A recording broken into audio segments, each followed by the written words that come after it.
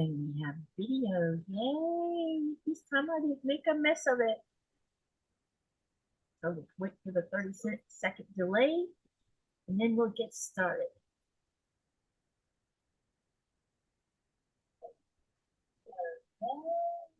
I'm gonna make a mess of it. Uh-oh. And we'll get started. I hear an echo.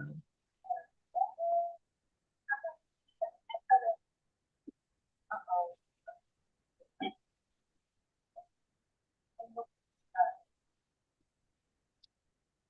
It's better now. It's sweetest echo and something's on. Oh, I see what it is now. Okay, now the echo should be gone. All right. Okay. Hello, everyone. My name is Katy of the Greenland Quilter, and I'd like to welcome you back for a live today. I have Vickiedy, sorry. I'm going to have fun with that for a little while. I'm so sorry. Anyway, right. I want you guys to welcome Vickiedy back to sew with us. And we're both going to be working on, she's going to work on one other project along with her StrongerTogether. And I will continue on working with my StrongerTogether. I just need to make one more square and a square, and then we'll be ready, get set, go to sew those together. And that will be for week 1 of the StrongerTogether quilt along. So, Vickiedy, would you like to tell everybody about yourself again and talk about the StrongerTogether? Sure. Hi, everybody. My name is Vickiedy again. I'm from Sewspicious, and I'm one of the designers participating in this year's Qaqortoq's Quilt Along StrongerTogether 2024. It is for Black History Month. This year, we're honoring Ruby Bridges, the first student to integrate schools. So she was the first Black student in an all-white school. And the pattern is free on the website, and you can make a donation using the Jolly Blogger blog. All donations will be matched by Qaqortoq and donated to UNCF, which is United Negro College Fund. I want to twist it around too. It's funny. I don't know why. So welcome. Yes, this is week 1. So we're starting with the border, which is the square and the square blocks. Look at all these blocks, you guys. That's right. Sorry, I don't know what the world I'm coughing here. So hello to Charlotte and Donnell and June. Welcome. And say hello to Katy. And give me a minute. I'm going to trim this so I can get started on it.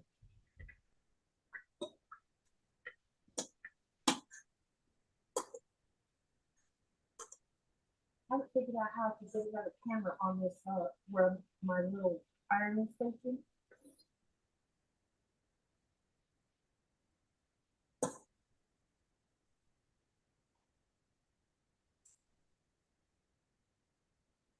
So you did all your square and the square blocks using the templates, right? Yes. Nice. I did it the other way. I did the trimming the old school way. That was fun. Yeah, I didn't feel like doing 28 of them doing it like that. And then end up with a wonky block. And besides, I haven't tried this specific paper before, so I thought it would be fun to see what happened. And I've made a couple mistakes, believe it or not. Wasn't paying attention to when I was sewing, along the edge, and it was like too close to the seam line. There was a couple of them like that, so I had to seam rip it out. We didn't have to do that. Okay, Charlotte, the on the Facebook group, the bot should let you in as long as you answered the questions. The questions are there to keep trollers out of my group so that you guys can be safe, because there's plenty of them out there, and most of them won't take the time to answer the questions, and they're simple questions. Why do you how long have you been quilting or something like that. I don't remember what questions I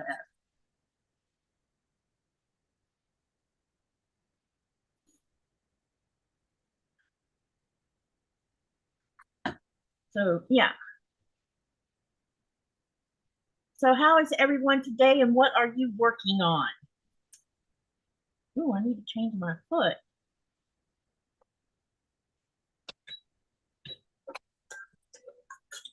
I don't know why I did that because I know I gotta use it. Can't use the same foot for the paper. This 1/4 inch foot. But I discovered, see, I have a couple, 2 or 3 different Janami open toe foots. But this little acrylic one slides across the paper really easy. Yeah, that makes it so much easier to do. Yeah, and it's open where you can see the lines instead of trying to look into this little narrow spot, you know? Yes. My machine does not have an open toe foot, and I think they should definitely make one for it. So you can't even order one for it? No, just they don't make it for it. What kind of machine is that? It's a Juki TL18. I thought that had an open toe. Huh. I did not know that. I mean, at least not that one that I found for it.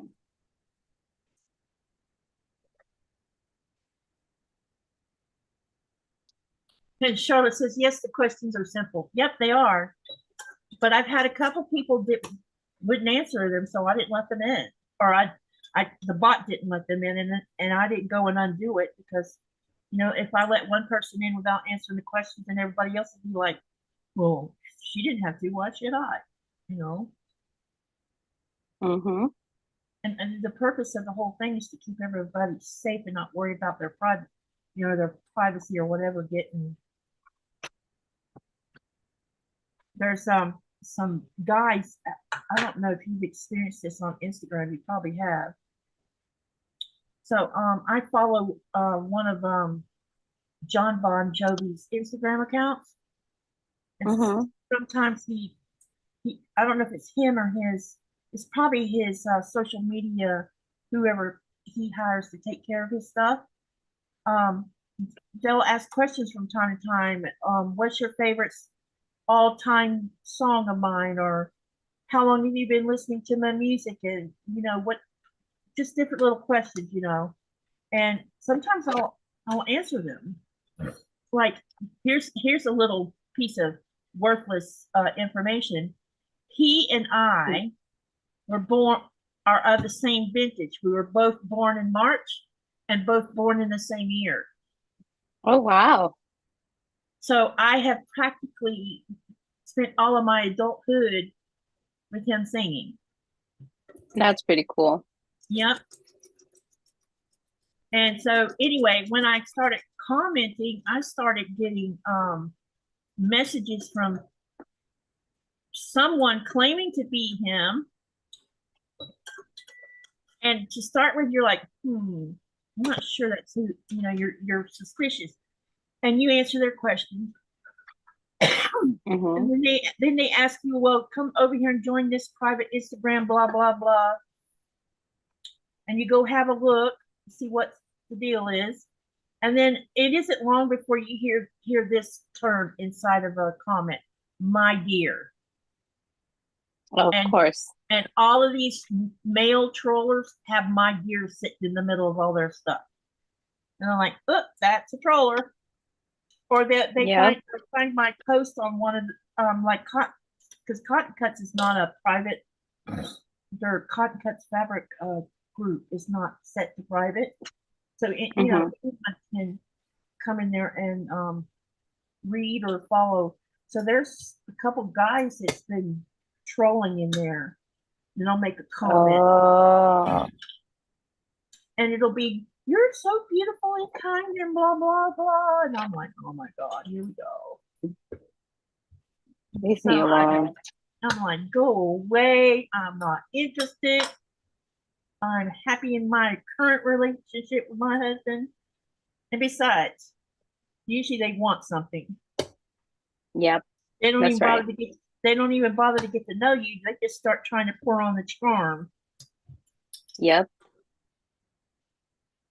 What are y'all working on? No one's talking. Yeah, Come on, you chat's really guys. quiet today. Yeah, let's get this channel moving. Unless somebody else is on a live. I didn't see anybody. But they'll watch it later too. It's kind of strange. Hey Kelly, how are you? Kelly and I are going to have an upcoming sew together. Oh, nice. I'm getting to know a lot of the community, or a lot of the people in the community these days by getting them on with me. And I'm finding out about, more and more different people. Mm-hmm.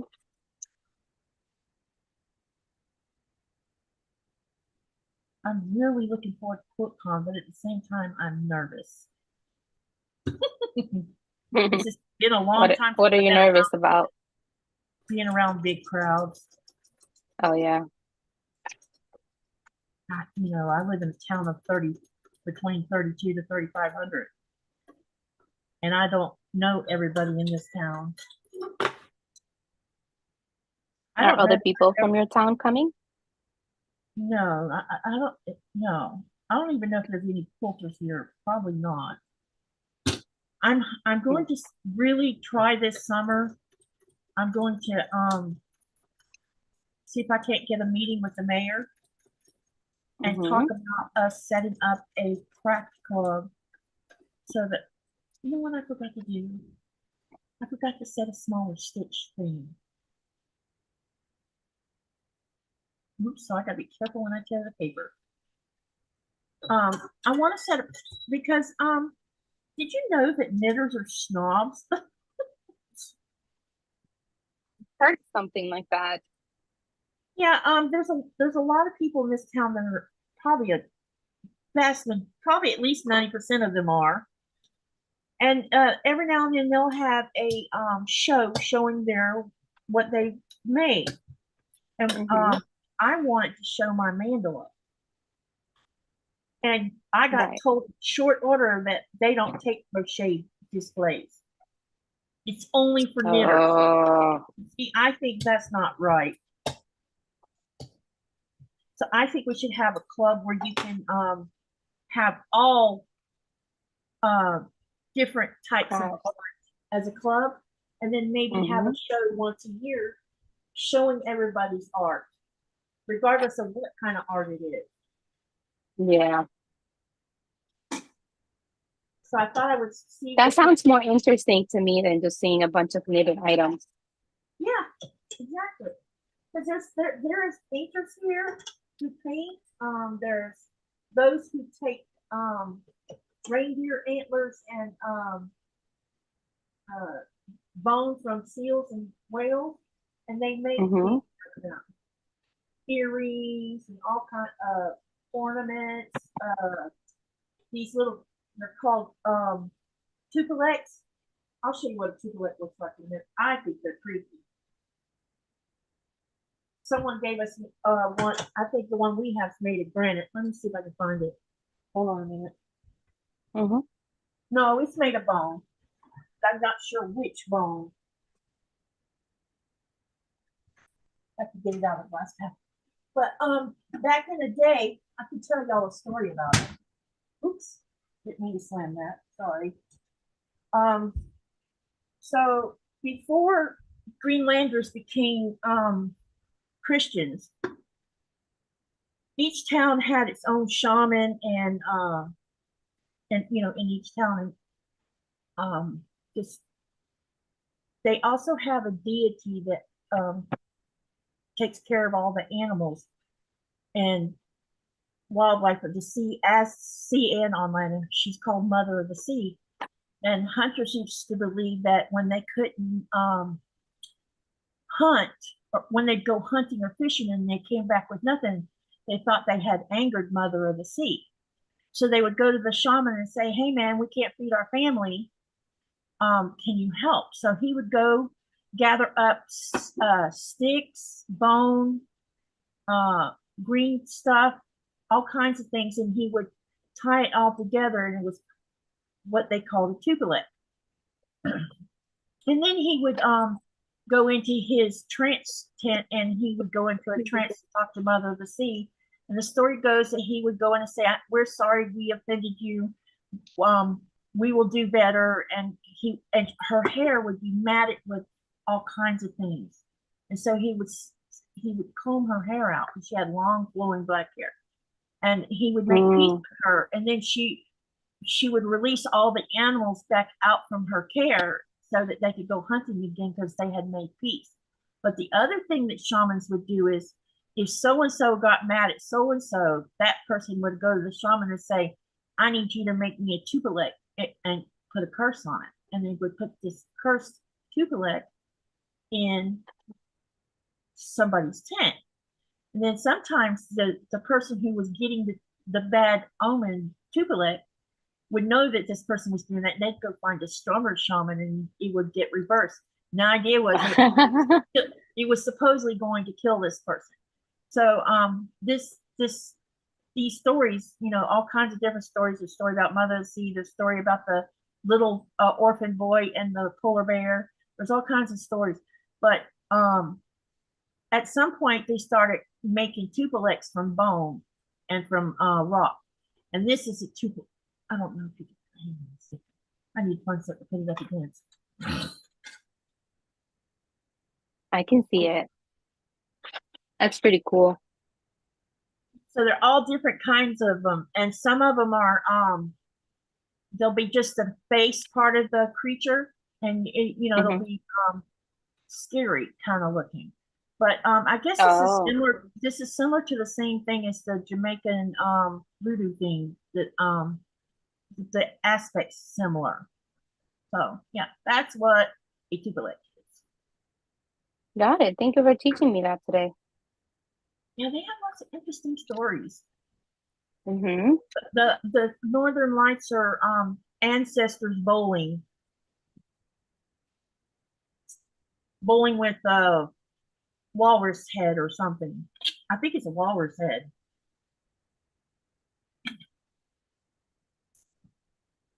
Okay, let's get this block I just sewn pressed, and then I can trim it.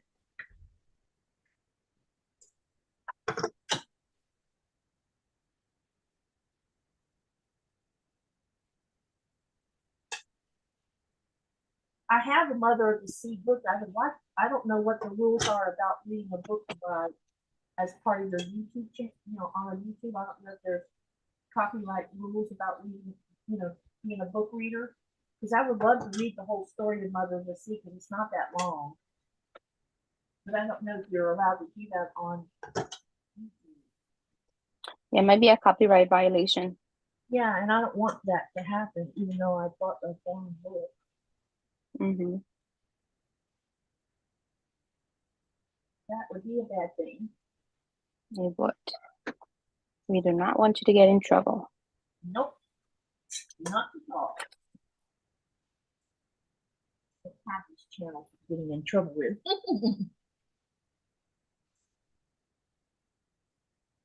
I'll be back over here in a minute, you guys. I'm just trimming. Need a camera over your trimming station. Yep. So we can see how you trim. Yeah, when I come back from the US, I'll have an extra camera in tow, and then I'll figure out how to get it all set up. Because I'm still going to be operating out of the living room until my sewing room is fixed. And that looks like it's going to take forever to happen. Oh, there's still no timeline on that? Nope. And it's very, very frustrating. Because I want to be back in my room, because everything's, the way I had everything set up is different. And you can get the camera to show all of what I'm doing, you know? Yeah. Here it's like tight quarters. And I don't know if you can see there's a glare on the camera or not. The sun is shining really bright right now. No, I have not noticed it. And it's probably because of all the white snow outside. When I walked out the door to take the dogs out, I'm like, oh my gosh, I need sunglasses. It's been such a big amount of cloud cover.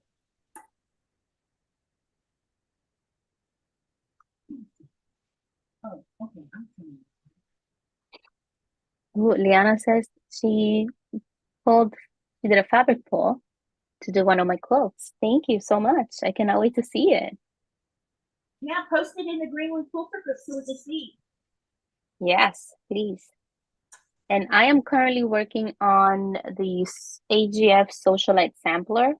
There's a block that was released today, and I was supposed to have my block done ahead of time, but that did not happen for me. So I'm just finishing this last seam, and it's all done. Sometimes life gets in the way. All right, here's that last block I needed. Look at that bright red. Although the camera doesn't. Oh, my goodness. There we go. I definitely can see a glare on the camera lens. So that's the last one. I should now have 28. So I'm gonna go back and count them, and then maybe I'll use my other camera.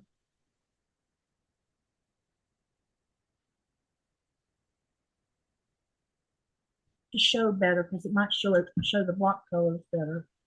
Okay. All right. Let's see make sure I have enough now.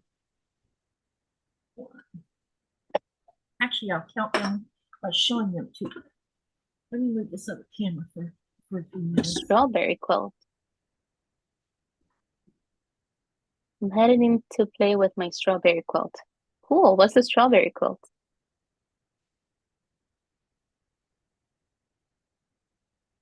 So looks like we have more come in. Hi, Pastry. How are you doing? I'm working on StrongerTogether. Melissa says hello, everyone. Pastry says hi, Melissa. Terry says hello. Kathleen says I'm headed to play with. Yeah, what is a strawberry quilt? Inquiring minds want to know. Okay, while you're talking, I'm going to go show these blocks on this other camera so you can have a better look. So here's this one. Does show better, doesn't it? Yeah. This is 2.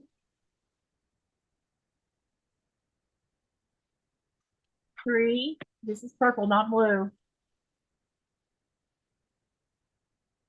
4. That's also purple. 5. 6. 7. 8. 9. 10. 11. 12. 13. 14. This is 15. 16. 17. 18. 19. 20. So many. 21. Yep.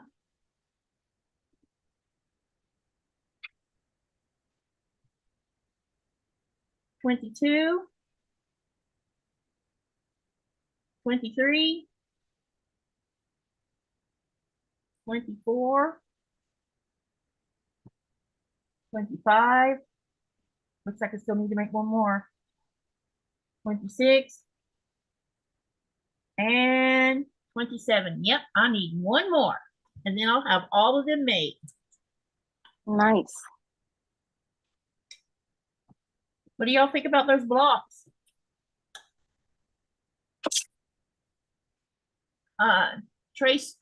Kathleen says, the sewing channel designed it last year. I did a little redesign on it and trying to make headway finally. Oh, that's a strawberry quilt. Yeah. Cool. where would we, so we would just go to the quilting show to look, or the quilting show online. I think I have a membership with them.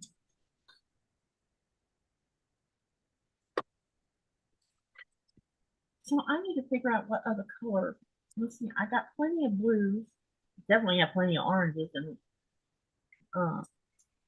purples.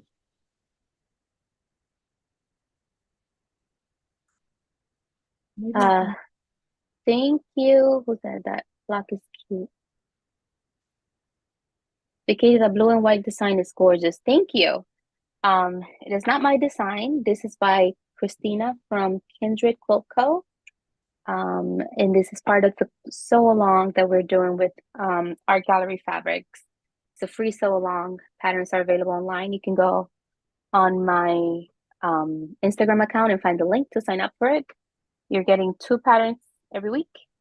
And the cool thing about it is that the patterns are designed to be one colorway, and then you flip the colors. And so you have 2 blocks, but the colors inversed. And it's really, really cool to see. it sounds like it. Yeah.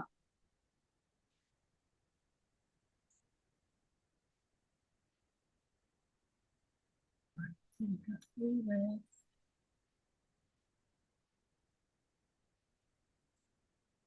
Strawberry gingham. Oh, cool. Mm-hmm. Maybe I should do another green.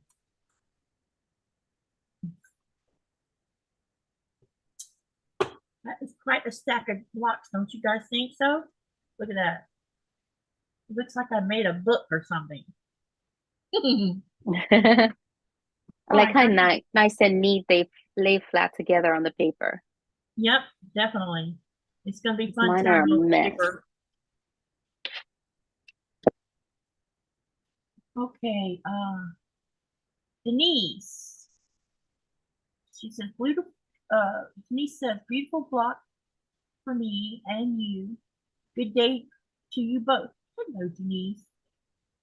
Hi, Denise. So I'm gonna go cut. Let me see what these green. Make sure I don't cut the same green one again.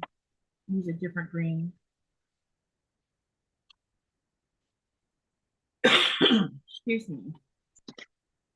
Let's see what I have in my stash box for green.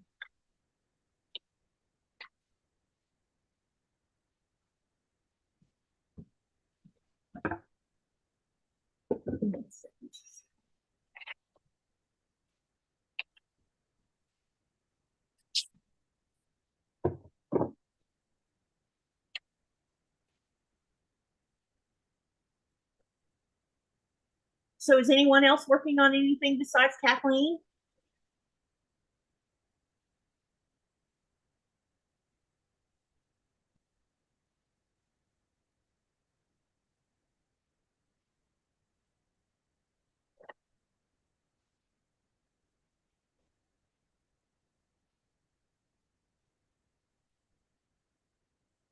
Look at this orange. This orange is beautiful.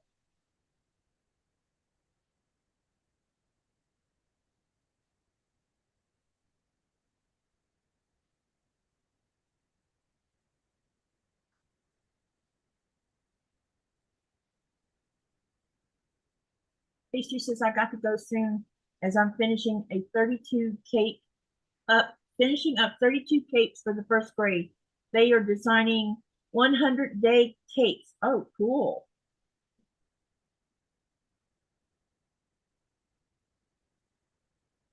That's right. The 100th days of school is coming up. Yeah. Melissa says, not sewing, working on my dog training courses while the baby sleeps. Terry says, not yet. My dog is napping on my lap. Kelly says, more rainbow string blocks, Katie. Donnell says, Liana, that's awesome. I love how much you do and give back to your community. And Charlotte says, doing finishing touches on my Bailey Island hobo bag. You guys post your pictures of your projects over on the Greenland Quilter group so I can see them. It would be nice to see what they look like.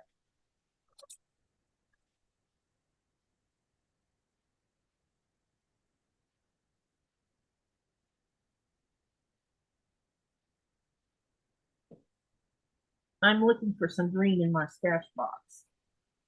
Hmm.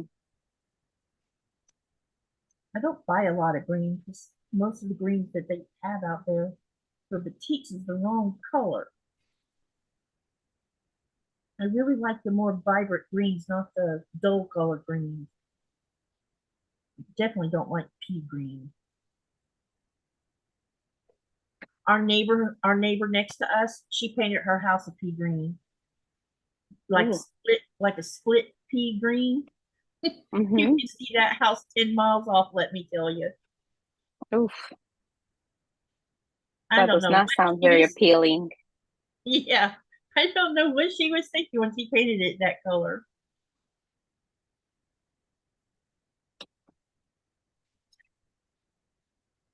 I don't know, maybe it's her favorite color or something, which is kind of weird. Yeah, maybe. But something keeps doing, right?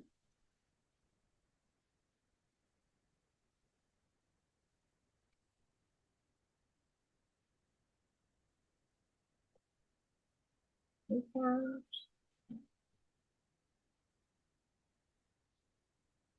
Okay, Terry came in. Hello, Terry. Charlotte said, all right. So Donnell says, I'm stuck sitting at my work desk. Got to make that paycheck to pay bills and buy more fabric. Yep, you do indeedy. Okay, here's a different green. So I'm gonna pull it aside for right now and see what else I have to choose from, and then oh, this one has flowers on it and dragonflies. If Oh, only fabric bought itself, yep. If that would only be we could very get it for nice. free. That would be very nice. Yes, it would. I think that might be all the green I have in here, but I have to take everything else out.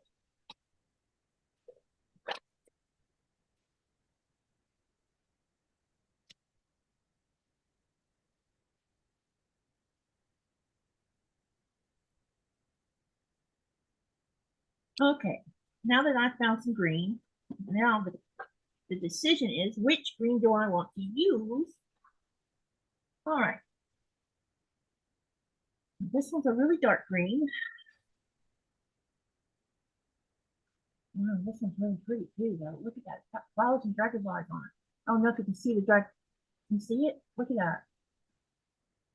You see Oh, the that's dragonflies? cute. Yeah, That is a that's very cute. that's a nice green. Wouldn't it be too dark compared to the other colors, though, Let me see. that you're working with? These are the other two greens I'm working with. This one and this one. Mm. There's this color green. Hang on a minute, I have to get hold of it. There's this one. That's cute. Yeah, this one's pretty too. I like that color. I wonder how it would stand up when put here. And then put these other two blocks up over next to it. See what it looks like. Mm-hmm. Looks like the one. Uh-oh. I just lost it. Darn it.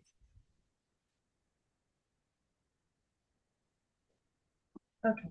Let me try that again. The one on the left looks almost similar to the color.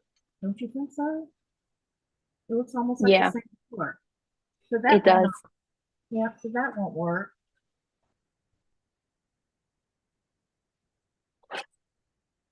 This one is green with looks like blue tints in it. Put it next to the other blocks. Let me see. Hang on a second. I gotta figure out how to Mm-hmm. do this without dropping any green. Okay. Yeah, that looks different. Yep. So we'll set that one aside. And then there's this really dark green.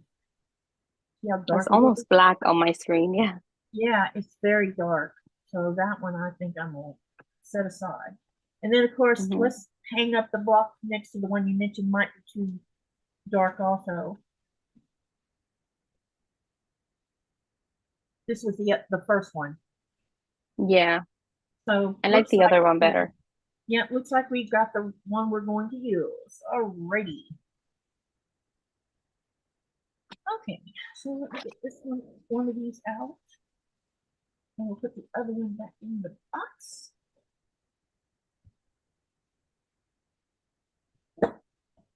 If you ever buy ceramic plates, eating plates, dinnerware, whatever you call them, I have Le Creuset, and they come in these boxes. When you buy like 4 of them, they come in this box. This box is great for storing 10-inch That's fabric squares in it. I like that. That's really cool. Yeah, and the box is very sturdy. It's not flimsy or nothing. So you pre-cut all your fabric to 10-inch squares, or do you buy them in that size? So what happens is I buy a yardage. I love buying yardage. And then the first thing I do before I even start cutting, using it for other things, I cut a 10-inch strip off of it. And then I cut one set of 10-inch blocks. And then I continue down the line of making 5-inch, 2.5-inch, and 1-inch. And then I have different little containers for each. Because like with the StrongerTogether, because I know I'm not going to give it away, I'll use some of this so that I have, especially fabric that I really love, I get to keep because it's on a quilt. If that makes sense. Yeah, that's a pretty efficient fabric management system. Yep. And then the rest of it is the rest of the yardage. Then I fold. Let me show you how I fold it. And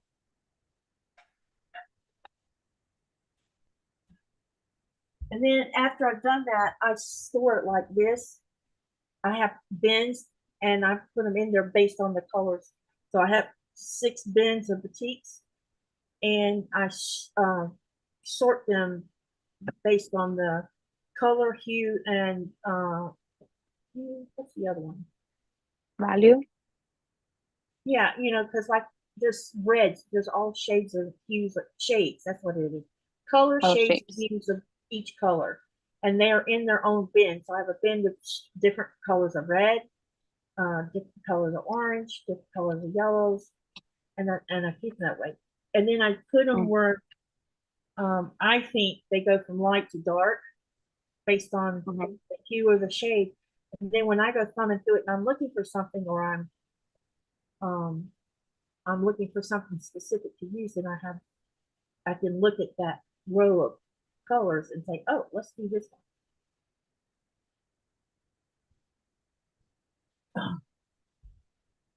All right, I'm gonna go cut this block. I'll be right back.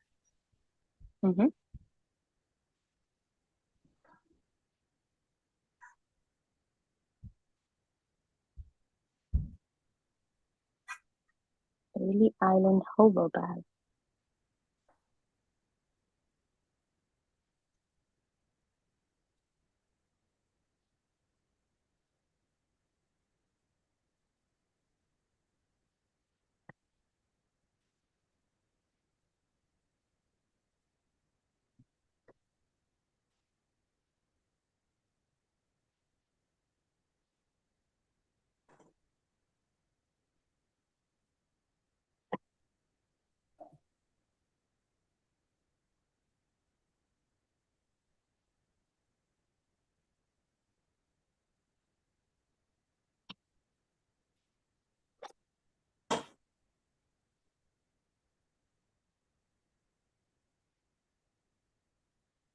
I definitely have gone through all of that 2 yards of background just about that I've been using.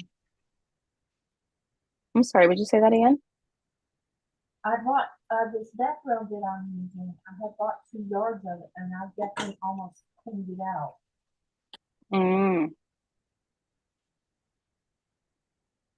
So it's not getting wasted.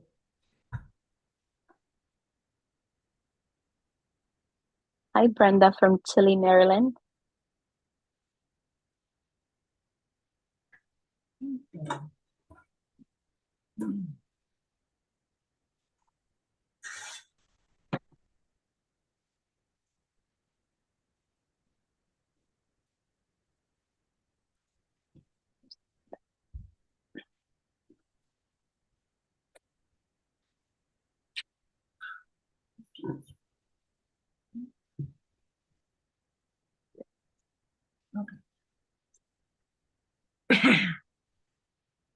The teachers all dress up like,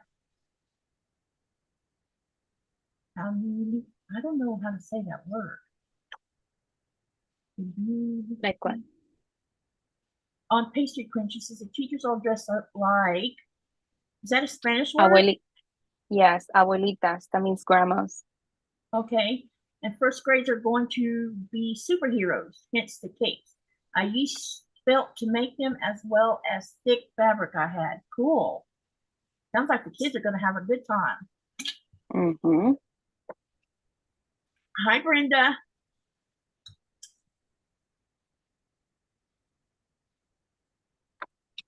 One thing about when it snows, the temperature comes back up because we've been sitting at 2 degrees Fahrenheit for like several days. And so when I walked out the door, take the dogs out today, I didn't see any look on their face like, I don't want to go outside, look. Oh. Instead, it was like, ooh, soft snow. Let me go shove my whole head in it. Nora had snow all over her face. Poor thing. Coda, the German Shepherd, he's old now. He's 9.5. I could definitely tell he slowed down a lot because normally he would be diving into it like a youngster, and today he didn't do that.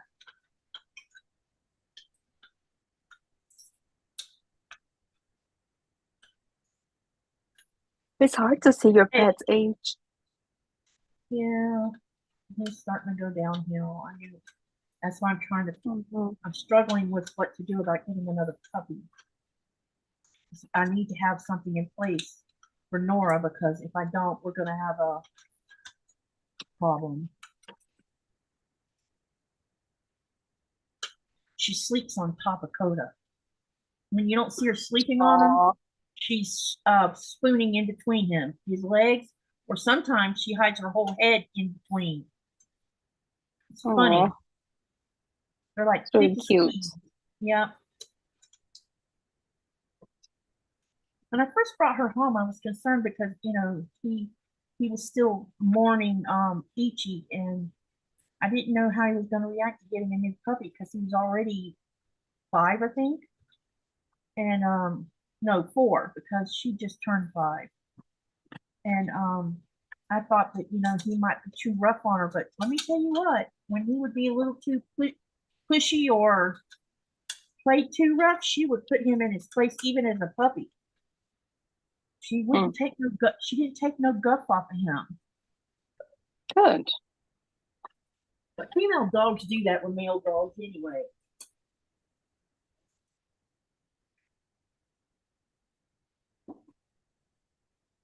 They won't put up with their behaviors, I guess. Bye, Liana. Have a nice day. Yep, have a good one, Liana.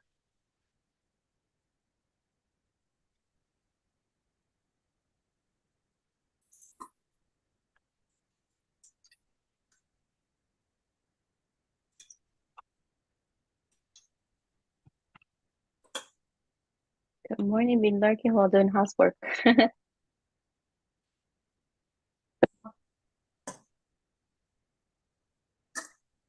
You called it socialites. Are y'all using Qaqortoq's socialites pattern? Is that why it's called that? So I'm a socialite for AGF. So we're using our bundles to make our versions of the sample of the quilt. Okay. And then we wrote the patterns for every block. Okay.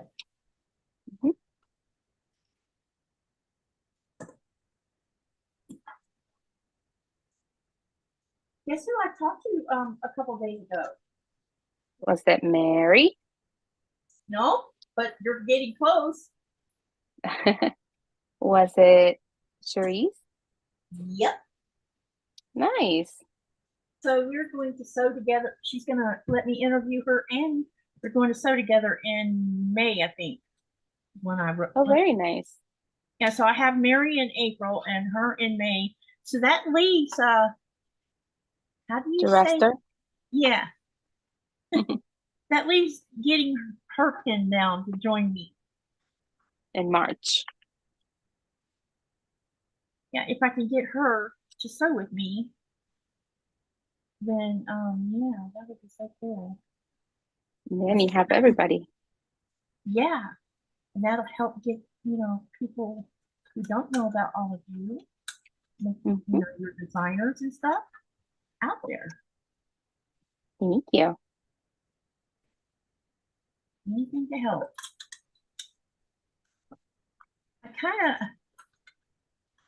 people talk a lot about, you know, all these famous designers, you know, the ones, the big ones. And a lot of times somebody will bring up somebody and I'm like, who? I'm just now getting where I know the difference between Chelsea and what's her daughter's name or mom's name? A Quilting Life, Quilting Life, or whatever they're called. Anyway, I'm just now getting where I can tell their patterns from other patterns. I definitely can tell Lori. I definitely can tell Lori Holt patterns. Along with Lori. Those are very unique. Yeah, I mean you can just see them. But there is other designers that I'm not so knowledgeable about.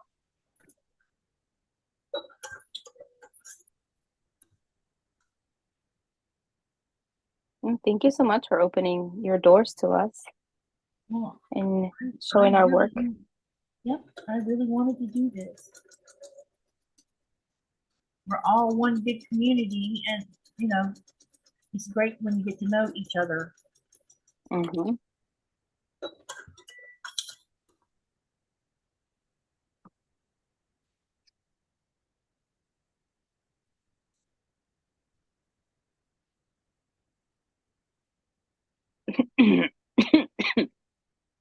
Excuse me.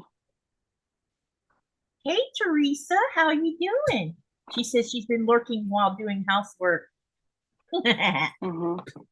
Yeah, tomorrow I'm going to be doing some housekeeping myself because I got to get this house ready for my house guest, and I need to figure out how I'm going to leave all of this and then have a sit down with her, like, you know, don't be messing with anything, because normally it'd be in my sewing room and the door would be shut.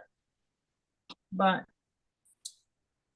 yeah, I think I'm going to put my sewing machine, the cover on my sewing machine, and then put a sheet over the top of that so that it stays safe while I'm gone.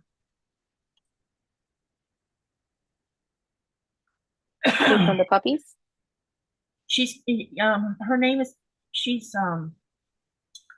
her name is Hanifa.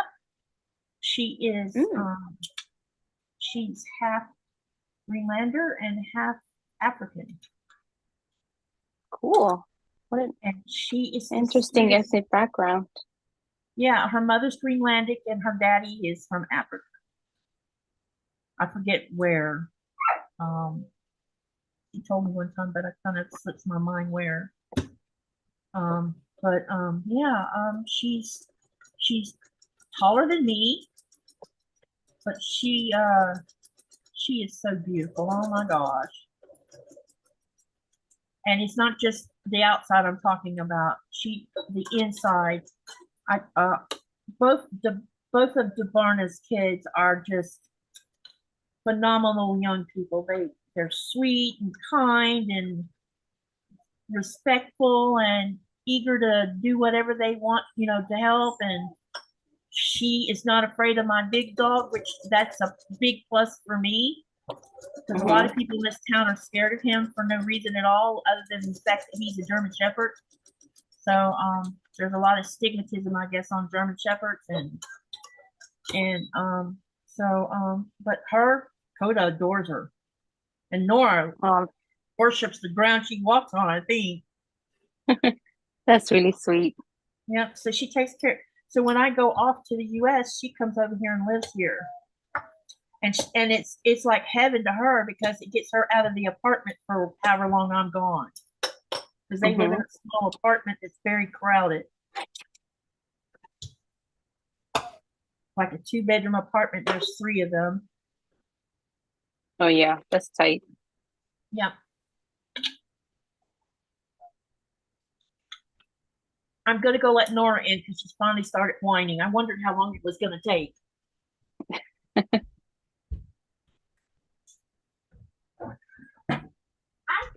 I'm talking to you when I'm not.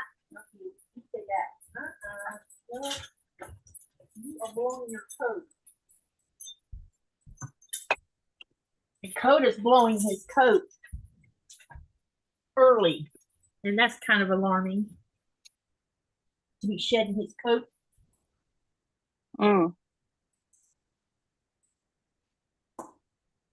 Too early. Unless nature knows something we don't know, that maybe spring's gonna come early.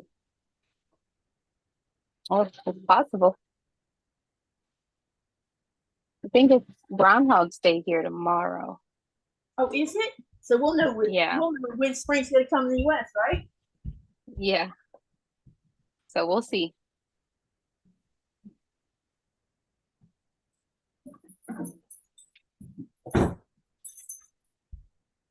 You are such a troublemaker.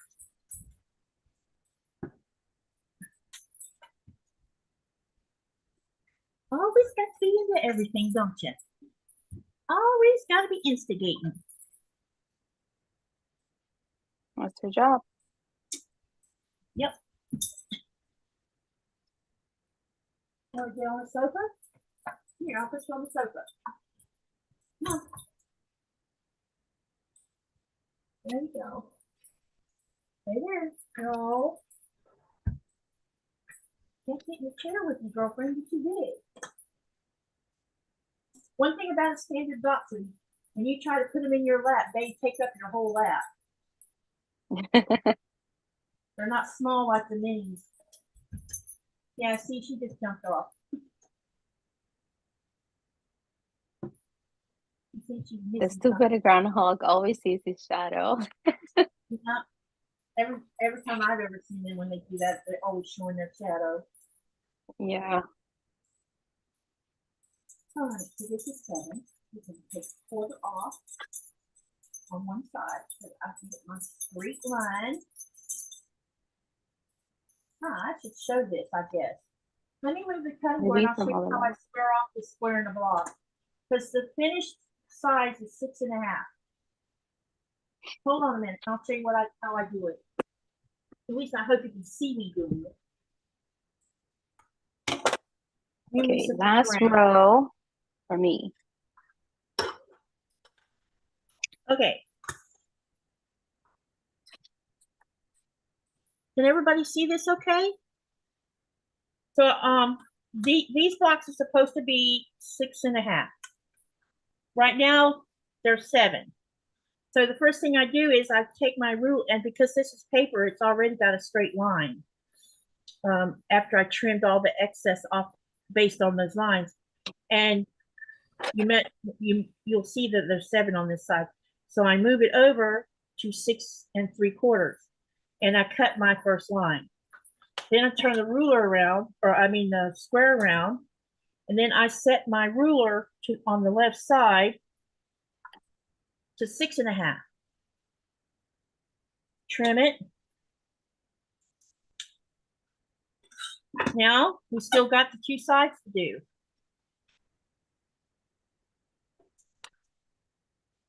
Just make sure that you don't have anything not where it's supposed to be. Okay, so as I said, 7. So move this over to 6 3/4. And I'm going to line up the bottom line because now I definitely have that straight edge.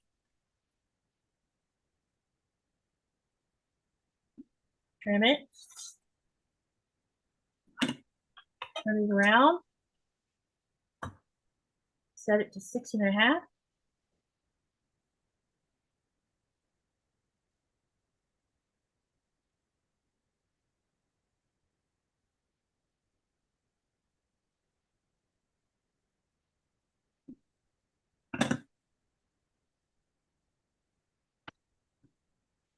Trim it.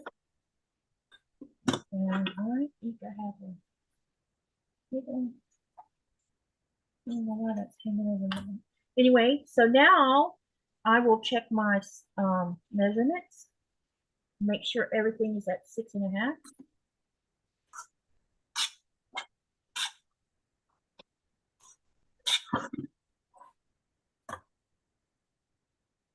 1.5 is what I got.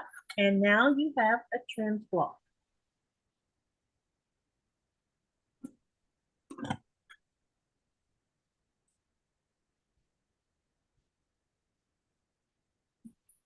Press this, I forgot to press it.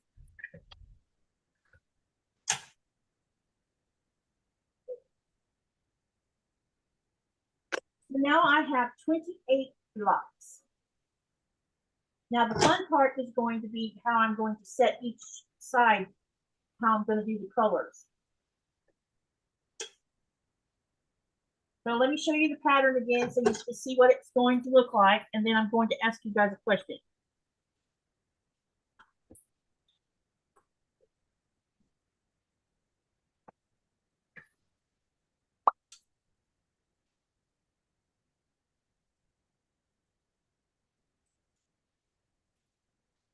Where's my pattern?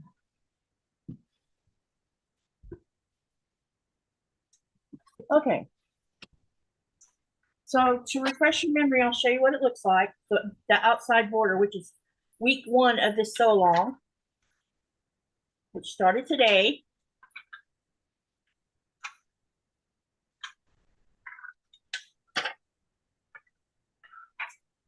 I think this phone camera does a better job, don't you? Mm-hmm. So this is, see, the outside border is the square and a square.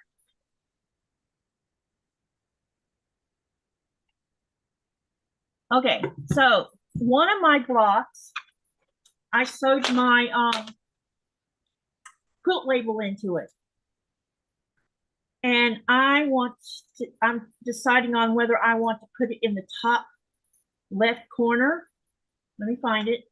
Or do I want to put it in the bottom left corner? What do y'all think? Should it be? I say bottom left. Bottom left? That's what I think. Let's see what everybody else thinks. I was thinking bottom left too.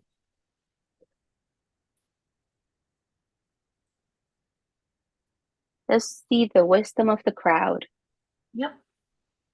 Andrew says, howdy, howdy, howdy. Glad to see y'all. I was asleep and woke up to find you already going. Kelly says, dang, I just lost bobbin chicken. I will be losing probably soon too. But I did wind some bobbins. Terry says, that's funny. I was just thinking the groundhog lies as even Mother Nature. Don't know what she's going to do 5 minutes from now. Kelly says, I was so close, Donnell, maybe 2 inches. And then Charlotte says, this bag has been hard on needles, broke one and bent one, lots of thick areas. Charlotte says, cool pattern. Andrea says, bottom. Anyone else want to put their 2 cents in? Bottom left or top left? These blocks are so cool. That's so cute. Yeah, I mean, I'm just so really pleased with how they look.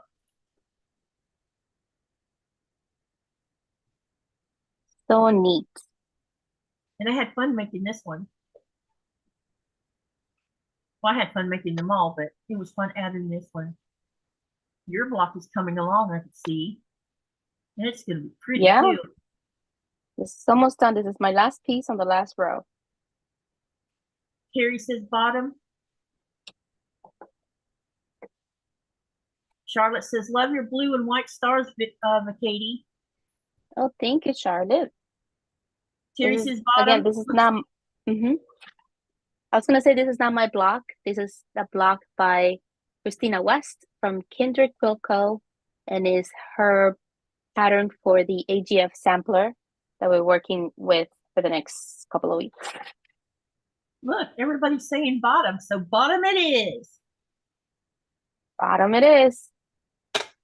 The bottom wins. Okay. Bottom, bottom, bottom, bottom, bottom, bottom. Let's see.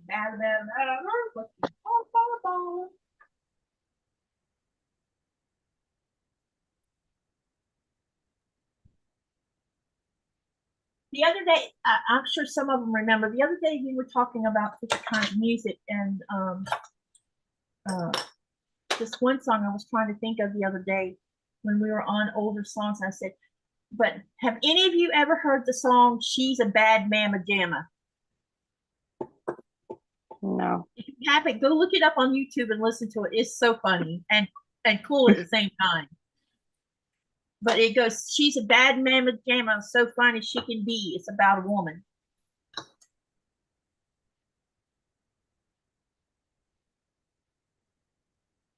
Okay, so let's do the bottom out of plaid yellow, medium yellow.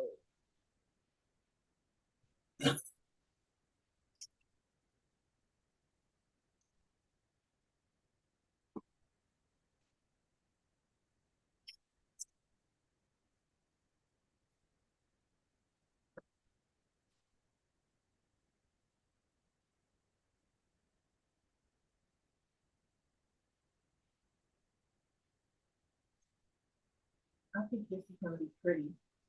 All these bright colors mixed with, or all these warm colors mixed with cool colors. Mm-hmm. Definitely have way more purple than I ought to have.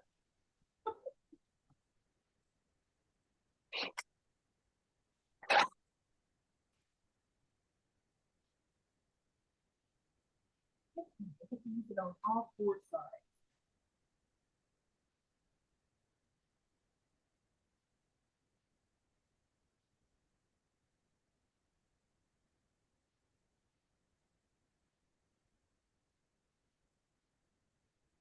What I'm doing is I'm separating things right now so I can decide how to set the rows up to sew together.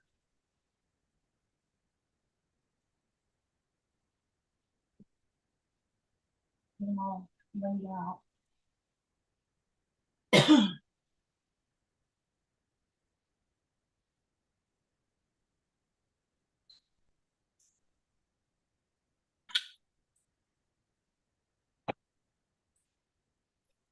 Melissa says, whether he sees his shadow or not, there's still 6 weeks before the first day of spring. Yep, very true.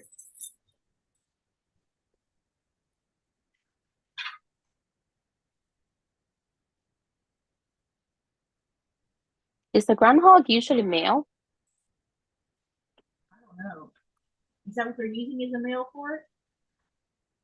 I don't know. I've always heard them referred to as male, but I don't know if they're female groundhogs. Yeah, I don't Just know. a question. That's an interesting question, though. Or is it called something else if it's a female groundhog? Oh. I'm not sure if there's a different name for male and female groundhog. I'm gonna have to Google that tonight because otherwise I won't be able to sleep. But you bothering you. I need to figure this out right now. Yeah.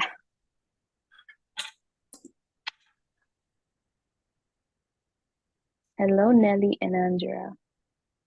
Hi, Nelly. And Kelly. This is so fun. I've never actually participated in a live so long. Really? And this is my second time It's, with you. I've been enjoying doing this with other people. It's been it's teaching me how to, well, I'm learning several things out of this. One is when you're talking to other people on video, is learning not to interrupt so much. I've been really, really concentrating on that, you know, being better about it, doing better. And the other is it's relaxing when you're two of you sewing together and you can talk about whatever while you're sewing while talking to them at the same time, because they don't get to verbally speak to us and we don't see them. So it's kind of been interesting trying to multitask and sew at the same time instead of just sit here, because the first few times I just sit here and talk too much and not do anything. And so I'm trying to, so the skill set of not interrupting, and the other is sewing while talking. That's two things I've been really working hard with. British Columbia's official groundhog lives near Whistler. His name is Positani Phil. Did I say that right? I would have said Puxy 20, my southern stuff. Kelly says I have to put away the yellow and green fabrics for now. And Andrea says I woke up to oh no. What happened? She said she woke up to 20 dead baby bunnies. I have no idea why. I am not a happy camper. Going out now to check the other does to see if they had their babies yet. Oh, that's so sad. That's bad. Holy.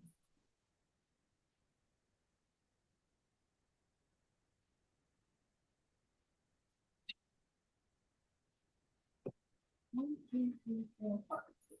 Okay, down to my last row. You're coming along with it, then.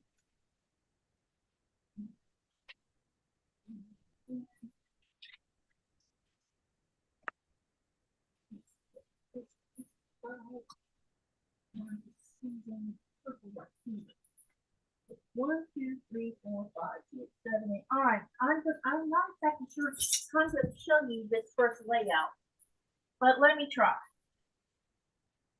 See, if I was in my sewing room, I would have my big design wall, and I could just set them up there for y'all to have a peek. So I'm just going to see if I can just put them on this board. I'm getting it pinned because the paper's still in the back. This row is going to be the bottom one.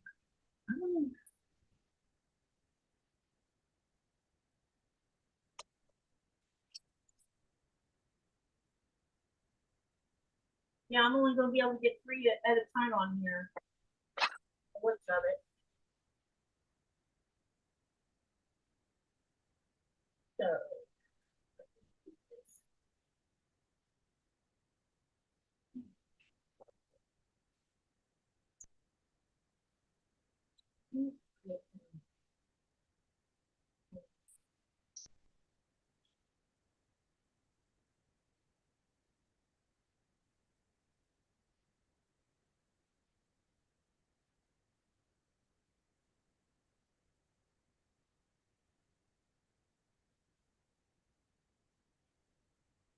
Oh, pretty. Hang on, I want to see what you did. Oh, let me just press the last seam. There. So I'm going to show this where after Vickiedy shows hers, I'm going to show you this, and you're going to be looking at the bottom row starting from the top left, going like a little snake. From left to right, right to left, back to left to right. Because I don't have a bigger sign board. Yeah, thank you, Melissa, for clarifying. They're all called the same. But then my question is the groundhog that always comes out to see their shadow, is it always a male, or are there female groundhogs that come out and see their shadow as well?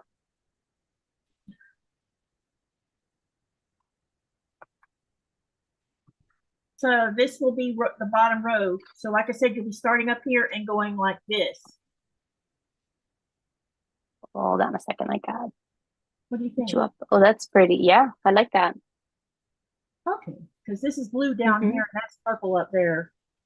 For the camera on the left. It's fine though, because they're gonna be different colors in the light. Yep. Everybody else like this setup? Let's see what we see. And Vickiedy's about to show her block to us.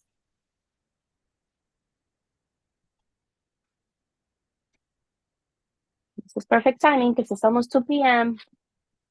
Yeah. Wow, look at that. I'm talking about yours. Look at those stars. Those are so pretty. Right? That's awesome. Thank you. I'm so you can see the whole thing. Wow, that's pretty.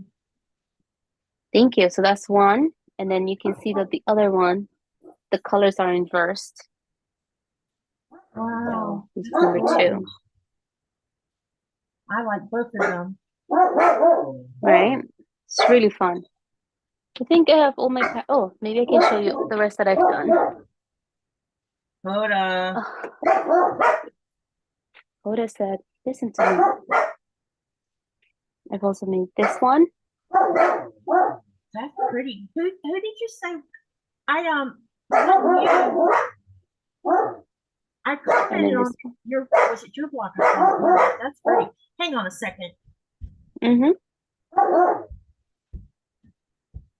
Stop. Leave it. And then this one. And then the same one, but the color's inversed. Whose So Long is that one from? It's from Art Gallery Fabrics. Oh, okay. And this one, Wow, these blocks are all free. That's gorgeous. And then we did the inverse on that one. Nice. I like this one better. That inverse is gorgeous. Right? And then this one's pretty cool. Wow. That's beautiful. And then the inverse on that. And then these are the last two that I've done so far. There's 10 blocks total. Wow. So you And guys are then the getting inverse. real everyday life when you hear dogs barking in the background. Sorry. That's pretty. They're That's okay. beautiful, Vickiedy. Wow. Thank you. I will put the link on the chat, but it doesn't allow me to put links on the chat. Can you send, well, you don't have Facebook either. I know what you can do. Send me the link if you can do it now onto Instagram. I'll go drag it off of the messenger. Uh-huh. And then I'll come over here and put it in the channel. So everybody Okay, can let me do that. the link. Yeah, because I could do Let it me like do that. Because I forgot you don't have Facebook. I do have Facebook. I just don't really. I should probably be more active on it. You know, you can always just use the messenger end of it to talk to people. Yeah. You don't have to friend them to talk to them unless they've got their Facebook totally locked down where nobody can see it. So what I do is I auto whatever I post on Instagram goes automatically to my Facebook for Sewspicious, and then people are able to comment and message me there. But I'm not actively creating content just for Facebook. Right. Have you sent the message? I'm looking for your Instagram name right now. It's Joelsen. Here, I'll say hi to you. Then you'll find it easier. Okay. That would be so much easier. Thank you. Hello. I just sent it. Okay, I just put it in the chat. Yep, got it. Now I'll copy it. And then I'm going to put it in the channel, and then I will also add it to the bot in a little while. Okay, this is for, what did you call the So Long? The Art Gallery Fabrics Socialites Sampler. Sorry, I was reading the comments, so I got a little distracted there. Love your blocks. They're beautiful. What fun blocks. Thank you. Thank you so much. I have 6 dogs. I didn't even hear them until you said something. And then, hello from Arizona, working on a baby quilt for my great nephew. He was born January 25th. Oh, congratulations. Congratulations. Bye, Kelly. Have a nice day. Okay, now I put it in the bot and let me test run it. You would have to put in Art Gallery Sew. Exclamation Art Gallery Sew. Yeah, there we go. Now it should show the link again. Yep, there it is. So that's what Katy's working on with the So Long. See you later, Kelly. Have a great day. Okay, what did anybody comment on the setup of the blocks? No, I guess not. Okay.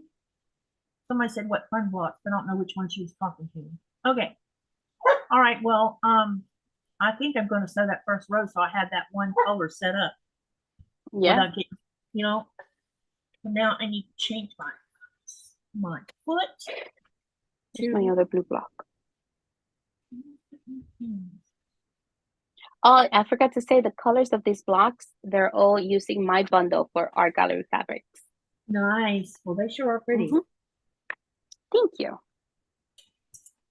So go check it out. You can find it at the Qaqortoq shop. It's what is it called? What is it actually called? Quilting? No, share the link. Yeah, let's do the same thing we just did. Yeah, I'll find it for you. Yeah, you just send it in the messenger, the little message box, and I'll go bring it up from that workshop.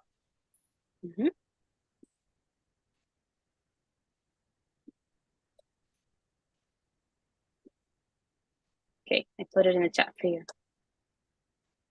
Okay, let's get this one going.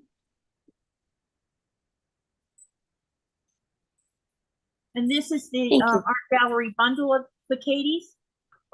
Yes. Here's the link. This is wrong thing. For my bundle of fabrics for art gallery fabrics. Yep, this is Vickiedys. So also, let me go find the Instagram address. It looks like this.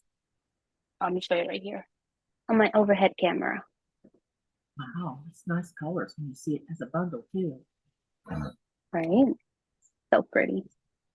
It's very pretty.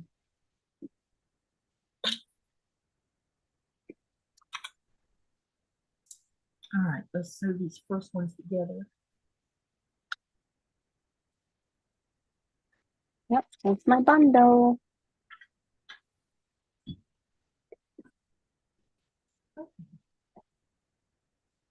Can't wait to share a picture of this on Instagram of my week 1 socialites. I can't decide on whether I want to leave the paper on and sew it together, or pull the paper off and then sew it together. What I typically do is that I sew them with the paper so they can stay nice and crisp, and then I take the paper off. Oh, let's give this a try. What do you usually do? On the triangle paper, once I've done the half square triangles, I pull them all off, but this is different because it's more like foundation paper piecing. So probably I'm going to try sewing it on and see what happens. It'll be first time doing it like that. Now I have sewn foundation paper piecing where I've left the paper on when I sew it together. Here I'll show an example of one because I don't even think I pulled the paper off of it yet. Come to think of it. Where is that glove block? Here somewhere. It's gonna be real cute. That will definitely be very cool. And I hope I can get it done before the school year ends. Well, you might be able to. Gotta get all your stuff done for that baby's born. That's right. So much to do, so little time. But you know what? It won't be near as hard this second go around now that you've had some practice. That's true. I hope so. I don't know how I survived having I had 2 that were only 13 months apart. If I know I had gotten my tubes tied after my second child was born. 12 weeks later, guess who was having a baby?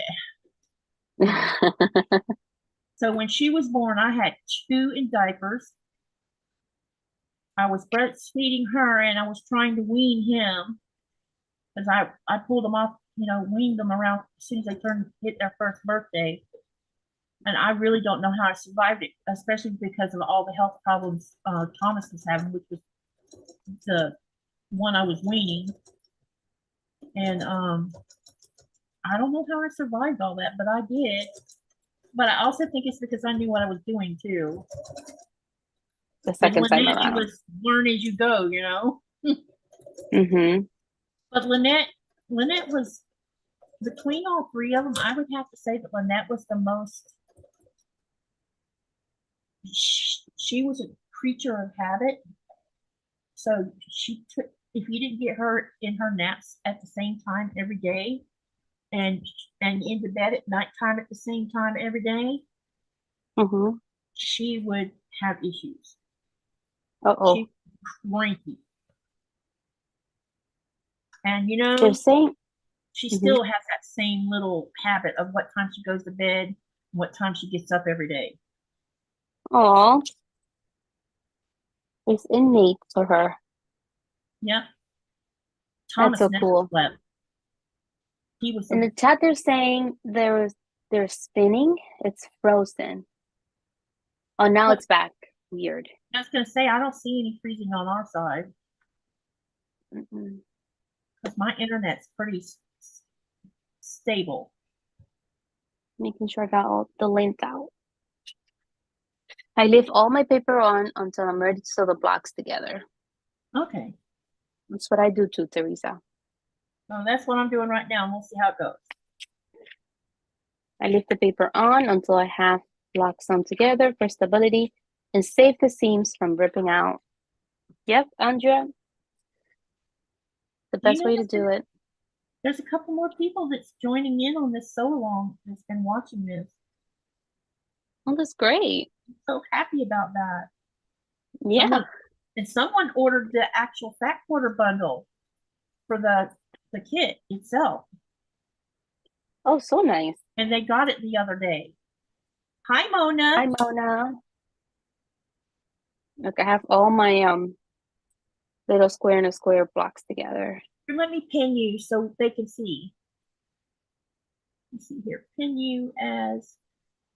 Hey, what are you doing? Spotlight. There we go.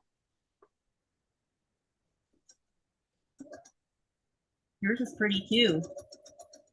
Thank you. I have 2 minutes before I have to go. So I'll do this real fast. Okay.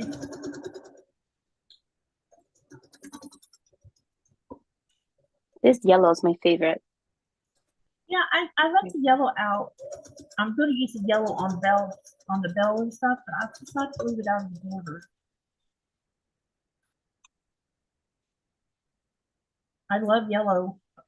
Don't get me wrong. And normally you would see it in something. Mm-hmm. Pretty, pretty, pretty. So pretty. I'll speed up now because we have 1 minute. Yep. Hi, Frank from Florida. Hi, Frank. And the last one. Those are gorgeous. Are you going to be sewing them together today? Probably not today since my daughter gotta go get her and then entertain her till bedtime. And then I'll be very tired by bedtime. So probably tomorrow. Okay. Mm-hmm. All right. Well, thank you for coming to sew with us. I appreciate it. Thank you so much for having me again. I had a great time. Yep, and we're going to have to do this again, you know. Yes. Because I know we should. Because once you get close to the due date, you're not going to have time for any of this. That's right. Can you unpin the machine or the top view? Yeah, hold on. Remove spotlight. There we go. There we go. I just want to say bye.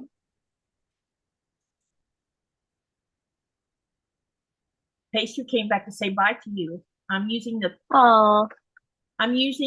Poppy Cotton Sunshine Chamomile Fat Quarter Bundle for Rosalia. Awesome. Rosalia, thank you. Rosalia. Is it Rosalia or Rosalia? Rosalia. Okay. Thank you, Liana. Cannot wait to see it. But thank you so much, everybody, for sewing along with us today. Thank you for joining the Fat Quarter Shop Sew Along, Stronger Together, downloading the pattern, making your donations, supporting us in whatever way you can. Thank you so much, and we really appreciate it. And let's do it again. Yes, we'll see you next go around. Thanks for coming, Vickiedy. Bye-bye. See ya. Bye-bye. See you. I'm going to hang around for a little bit longer, so. Okay. See you. Bye, Katie. Get some good rest. This was fun. Thank you. Thank you so much. Do you guys want to hang around or you want to leave? Let me know if you want me to stay live for a bit longer. Hi, Sean. What's up? Because I could stay live a bit longer.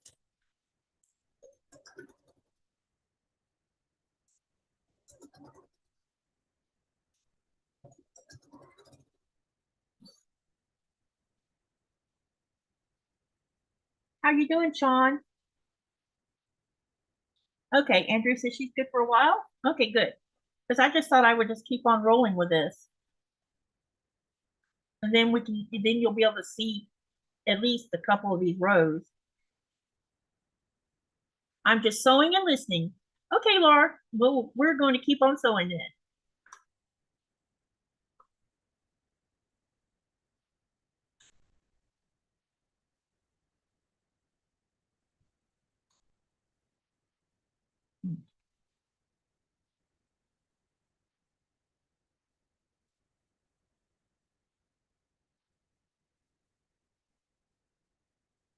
Okay, good.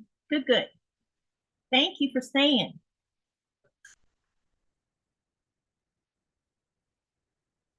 And if Teresa's in the mood for sewing, let me know. I'll give you the link. Who else is live, Mona?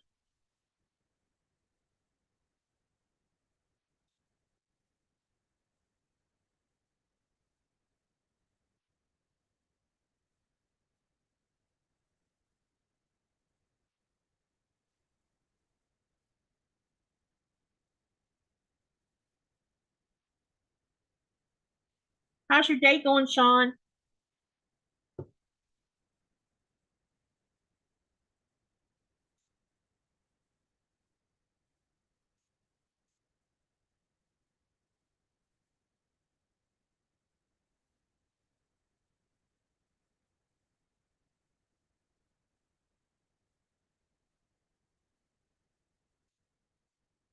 Y'all don't forget to share your pictures over on the Greenland Quilter group so I can see what you're working on.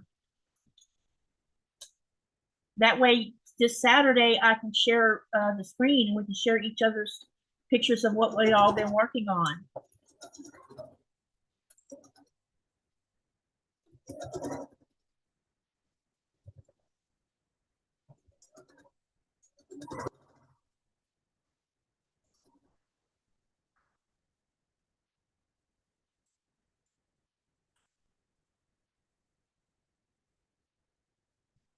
Please, you'll have to.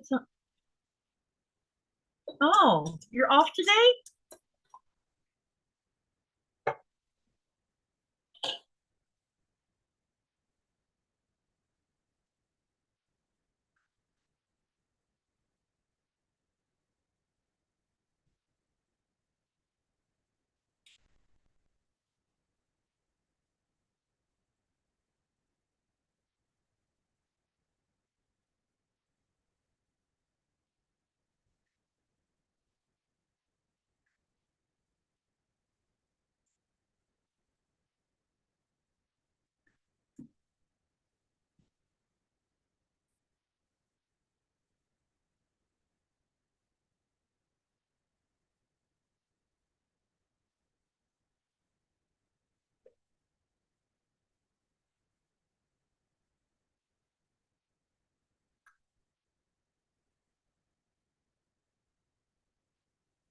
Well, I hope you get to sew too, Mona.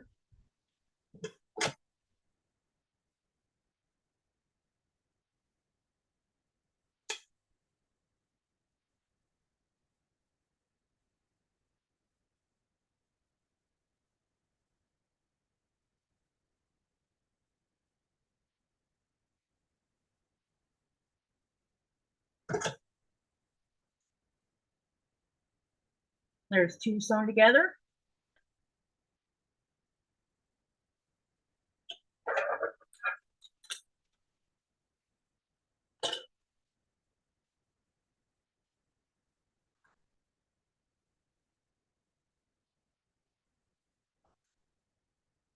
Ah, I'm glad you're getting to get some sewing in.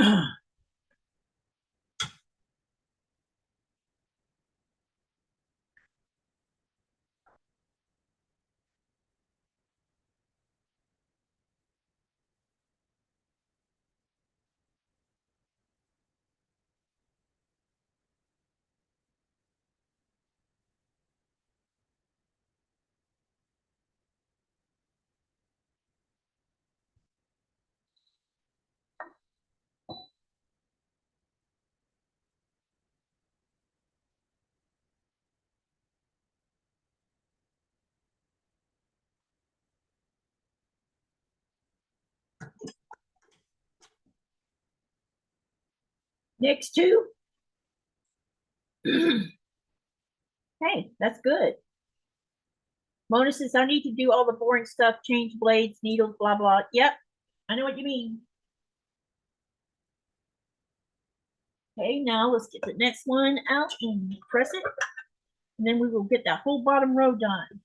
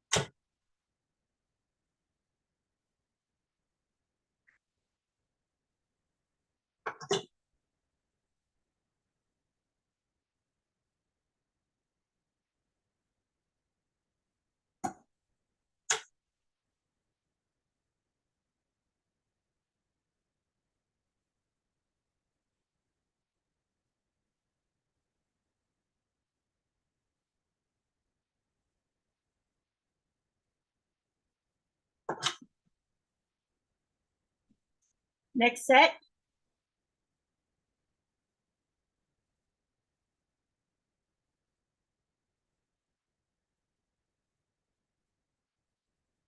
And then the next one.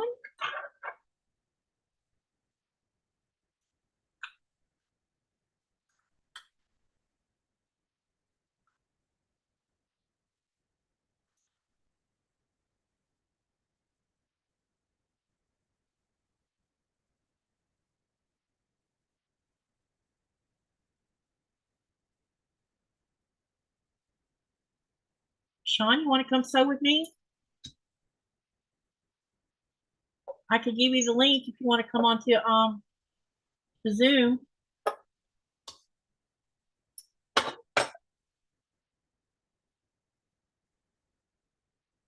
Charlotte says, Katie, I just posted 2 pictures of the Bailey Island hobo bag that I just finished in the Facebook group. Yay! Excellent. And Andrea says, I love the colors too. I love the bright, vibrant colors. Thank you.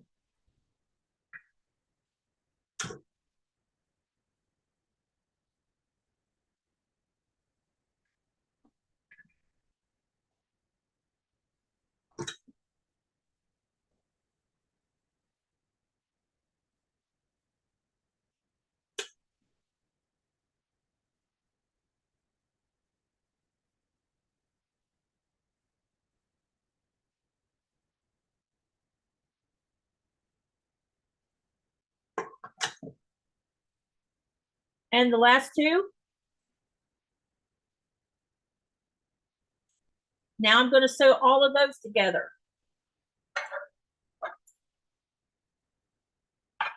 I love the square and a square, or whatever you call it. Yeah, it's called square and a square. Yep. All right, now I'm going to go ahead and start sewing the sets of 2 together.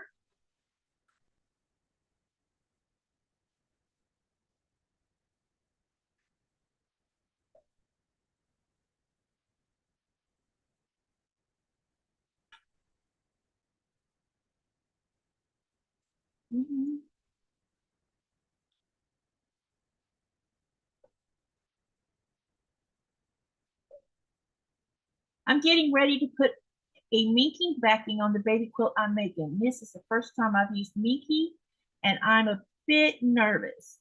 I bet you are, because I don't think I want to try sewing minky. I hear it's Never mind what I hear.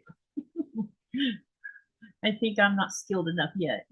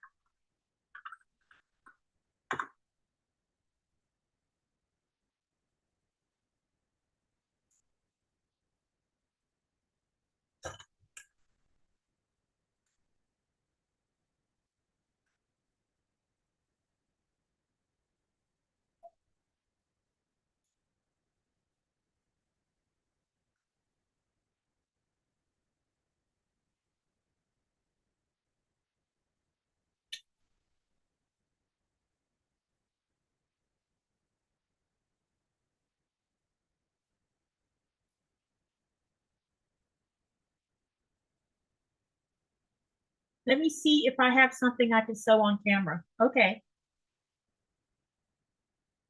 Andrea says, I saw someone do one the other day using self-binding method. She said doing it that way eliminates all the fuzzies. Interesting.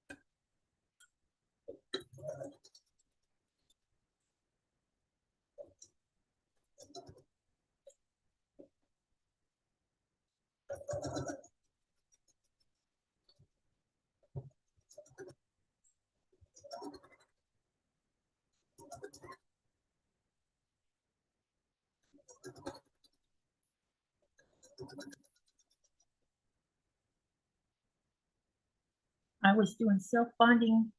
Laura says I was going to do self-binding, also a first for me. Mona says I don't like minky either. It drives my allergies crazy. Now I'm going to sew the next two together. And then this will be the completed bottom row.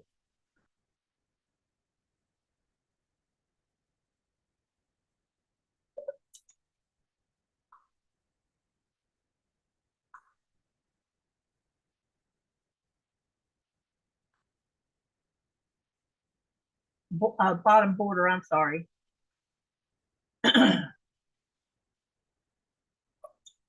Andrea says self-binding is easy.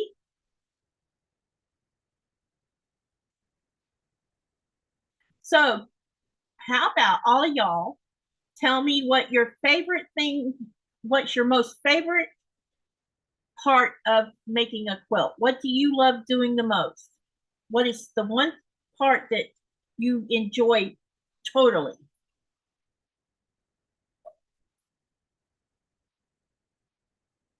Share what it is.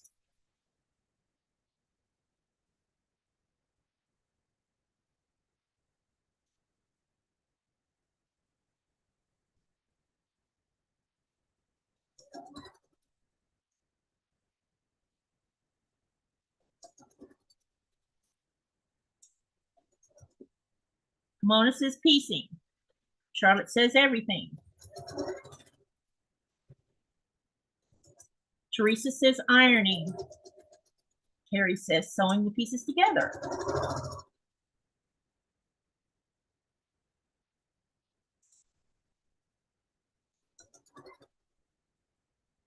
Melissa says, I agree, piecing.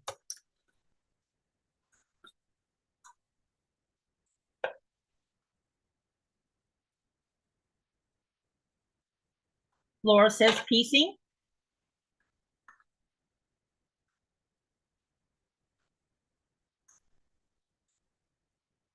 Mona says she loathes ironing.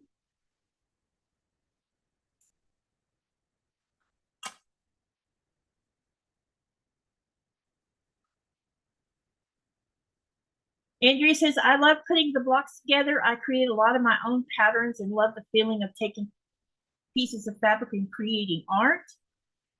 Teresa says, well, I love it. I love to see it finished. Donnell says, my ultimate favorite is designing and seeing it come to life.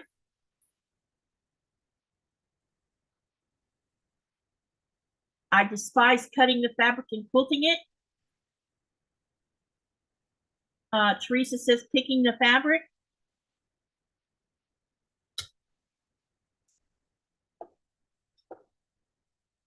Mona says, I don't mind cutting, but I stink at it.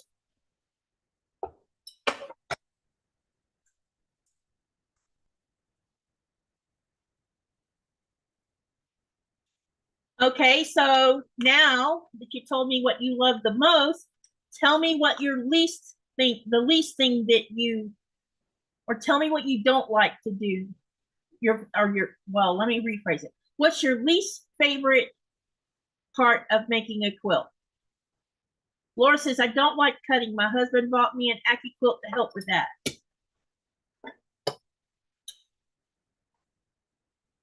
Mona says she likes using Aki quilt.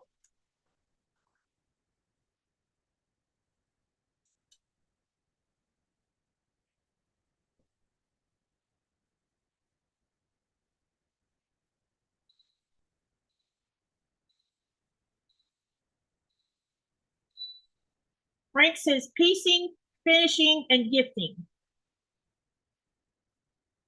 Okay, Sean, I'll send it to you on Messenger.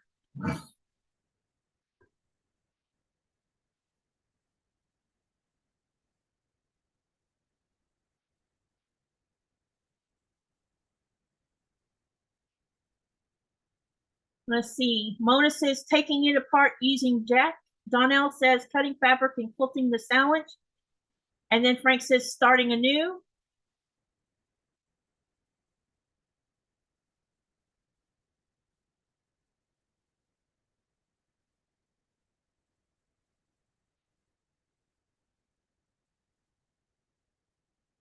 Darn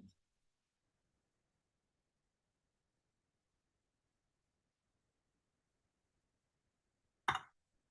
Okay, that's done. Quilting is my least favorite thing, says Terry. Donnell says laugh outright, right, Mona?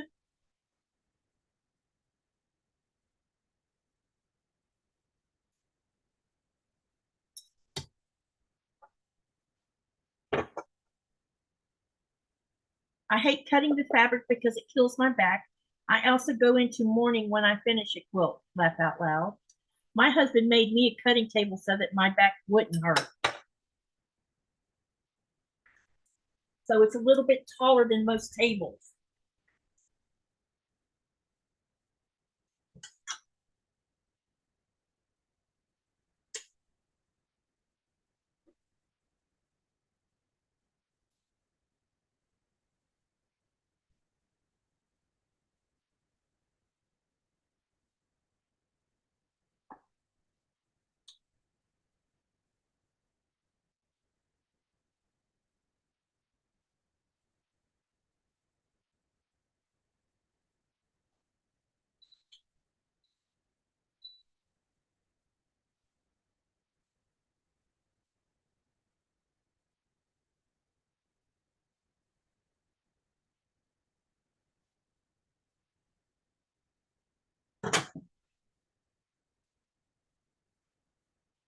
I hate cutting the fabric because it kills. Oh, okay.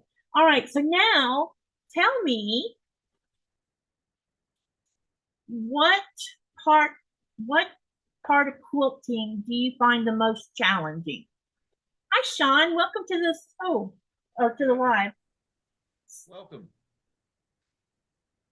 Can you hear me? Yes, ma'am. Okay.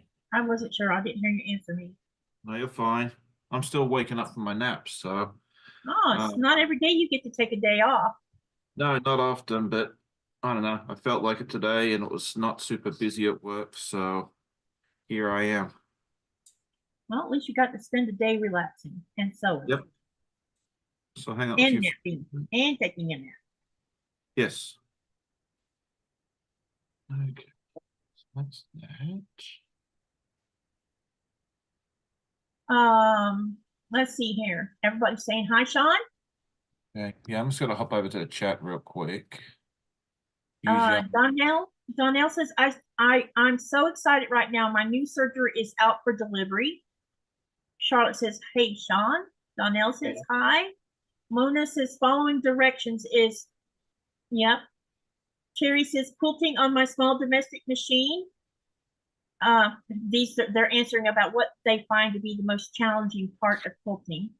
Terry says, quilting on my small domestic machine. Terry says, good day, Sean. And Teresa says, reading someone else's pattern. Those is what they find challenging. And yeah, go ahead, Sean. I mean, for me, I think the most challenging thing, well, the thing I dislike the most is the building the quilt sandwich. Yep. Yeah, that's the part. Like I don't mind cutting the fabric, and I love piecing, but then I get to that whole part where I have to make the quilt sandwich, and then it's like, oh, here's something shiny and new. I'll do that instead. So that's me. I know a lot of people don't like binding for some reason, but I actually don't mind binding because that's the last step before you can say you're done and give it to a new home. Yeah, I like binding, but I don't like sewing borders. Go figure. I don't mind the borders. It's funny how we're all different. Yep. Mona says that, yeah, some patterns stink for my brain. Yep, I hear you on that one. Andrea says, my mother-in-law has a friend who retired from quilting. I got a lot of her fabric stash, rulers, and cutting mats. One of her rulers has a ledge at the end, which makes cutting strips so easy. Oh, cool. Very nice. Okay, now where did you go? Come here. Okay, so what's the next question I can ask you guys? So we've asked what you like the best, we've asked what you dislike, and we've asked what you find challenging. What is your most favorite quilt block that you like to make, that you find yourself making or have been making multiple times because you like it so much? What block? No example, do you like a turn dash or do you like a pinwheel? What is your jam? What about you, Katie? How would you answer that question? I like pinwheels. Yeah, pinwheels are pretty cool. I've made them several times. I enjoy those. I would have trouble answering that question because, as anyone that's seen my channel from any amount of time knows, just had an ad pop up for some reason. Anyone that knows me for any amount of time, I like to do all sorts of small pieces, and I tend to move from thing to thing. I kind of get bored after a while from doing the same thing over and over again. Yeah, that makes sense. I mean, also trying to think the last time I've sewn pinwheels. It's been a while. I've been doing all this new stuff that I haven't done before, expanding my skill set. Andrew, wait a minute. Donnell says building and pin basting the quilt sandwich due to back issues. Melissa says getting the blocks to be the prescribed size. Mona says put cutting table on bed risers. That's an interesting, yeah, that would probably be cool. Melissa says hello to you, Sean. Frank says great idea, Mona. Andrea says I love log cabin blocks. Tiffany did a great tutorial this morning. Mona says I like scrappy blocks, just taking random fabrics and sewing together. Charlotte says it must be flying geese. Just did 200 for remixed geese pattern. Yeah. So what is your least favorite quilt block? Let's see what the answer is for that one. Least favorite.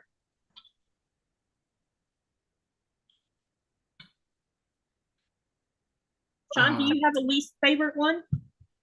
I'm trying to rack my brain for that one. I know what mine is. Okay.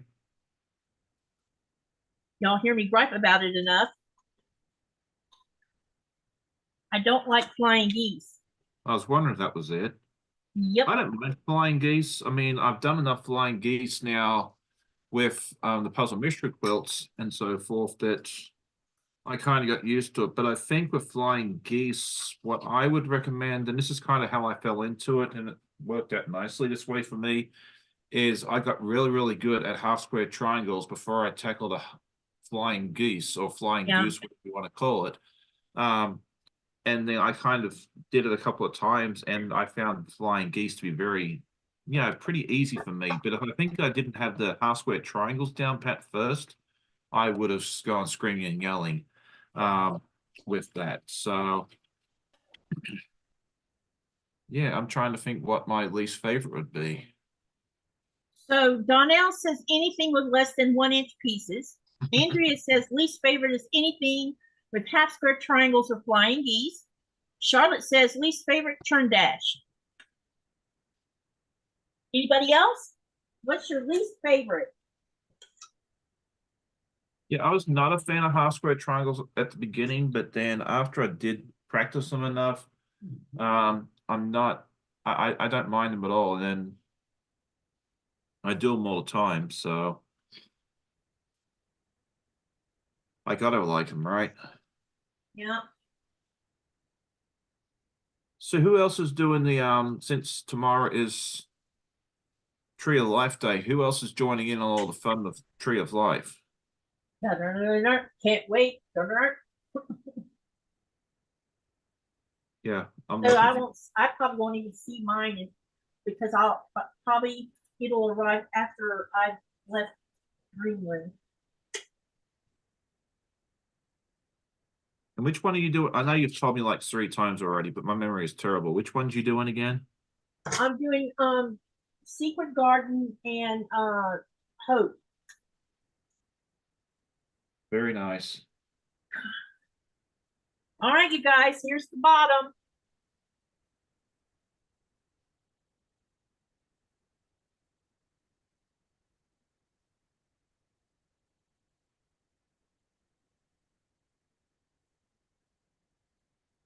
Oh, that Charlotte looks says, great.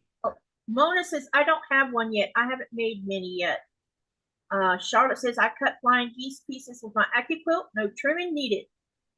Terry says, I am. Mona says, I am. Joined from channel Sean. Yes, and I appreciate that, Mona. Yeah, quite a few people use my affiliate link to buy the PMQ, and I was very, very grateful for that. So I am doing what's it called? Purple Mist. And I'm really, really looking forward to it. And get it, grab it.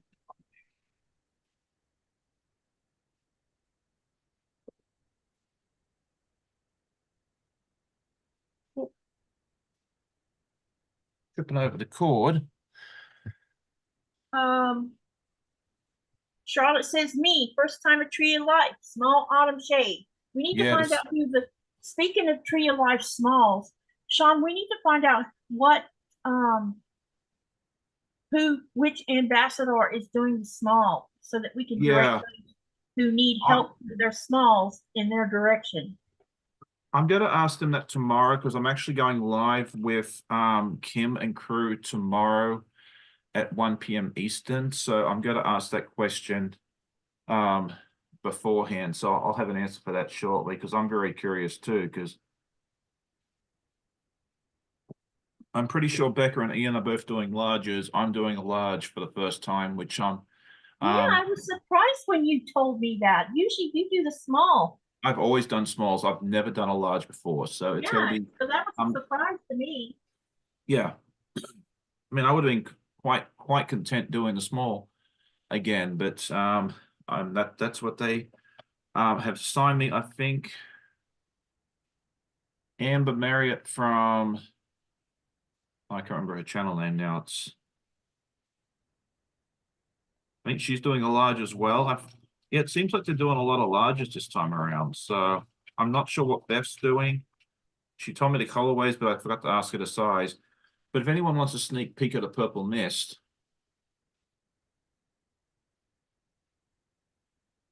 these are the fabrics. That is one. And two. This is a little sneak peek because they sent me mine a little early. I haven't done anything with this. Is my oops kit. Oh, that's pretty. Yeah, these look really, really nice. I did lavender for Village Green, and it was a lot of purples too, and they were very, very similar. And this is kind of in the same wheelhouse, but I like that they've got a little more contrast between all the different colors. Yeah, I didn't do that one this time because I already have two quilts PMQs. Well, they're unfinished, but when they're finished, you'll see that they're similar in nature. And so I decided let's go outside my usual comfort zone and let's do some cotton sewing this go around. Yeah, no, Something different. We'll see what happens. I may hate it. I mean, it may turn out that I don't even like Secret Garden, but I'm hoping that it won't be that way. I will say this though about the PMQ. When I did my first one, which was the Benet with So Sweet, I loved the swatch. You know what they show you. You know, the little cut and cuts logo with. And then once I got it, I was a little unsure about it the first clue or two. The Benet's beautiful. I have that one that I need to finish it. But I was very unsure about it towards the end. I was like, I don't know if I'm going to like this one. I'm like, I might have to gift this to somebody or find it at home or do something with it. But once I saw it all to come together, I loved it. So I say if you do it, go into it with an open mind. You may not think it's beautiful at the very beginning. You may not like it may not be your aesthetic, but you gotta remember these are very small pieces of what you're doing, and you just need to trust the process because at the end you probably got to come back and go, yeah, Sean, you're right, it looks beautiful. So yeah, definitely. Mona says she's gonna go take a nap. Bye. That sounds good. Enjoy your nap. Donnell says I'm doing Purple Mist small on my channel. Who's doing this Purple Mist small? Donnell. Oh, okay. So now we know who we can send people to for a small. So that's great. Is she an ambassador? No, but she's got to do stuff on that channel. So we can still send people her way because that's true. Yeah, more the merrier. Was it Bob? I think it was Bob that was looking for someone to help her out. Yeah, it was Barb. Okay. Barb yes. All right. So we'll definitely send Barb Donnell's way because that will be great for her. It'd be good for Donnell to get some additional traffic, and she'll definitely be able to help Barb. I know she's doing a different colorway, but the pattern is the colorway's not going to really matter. It's the actual directions. Yeah. All right. So thank you so much. I know Donnell's told me that. People tell me stuff all the time, and I just forget. I've got a bad memory. Let's see.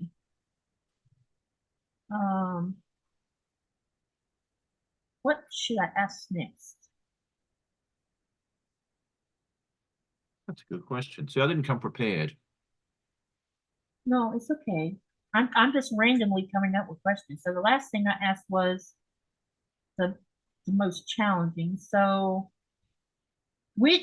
okay, let's do this one. Why not?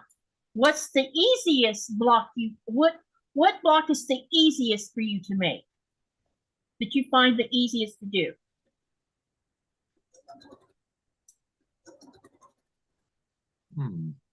A square?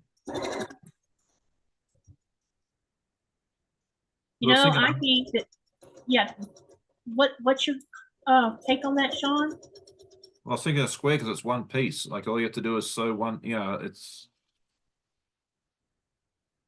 Do you just like randomly sewing squares, like 4 patches or 9 patches or 6 patches, or just random? Well, I'm doing a pattern that I call City Avenues, and that's basically all 2.5-inch squares. like as a 16 patch, and then some rectangles and that sort of thing there, and that goes together really quickly because you don't really need to sit there and think about it. That's probably one of the easiest patterns I do, but then I'm that one that likes to do all those complicated patterns with, you know, 150 pieces. I got this the other day, the caterpillar. Oh, that's cool.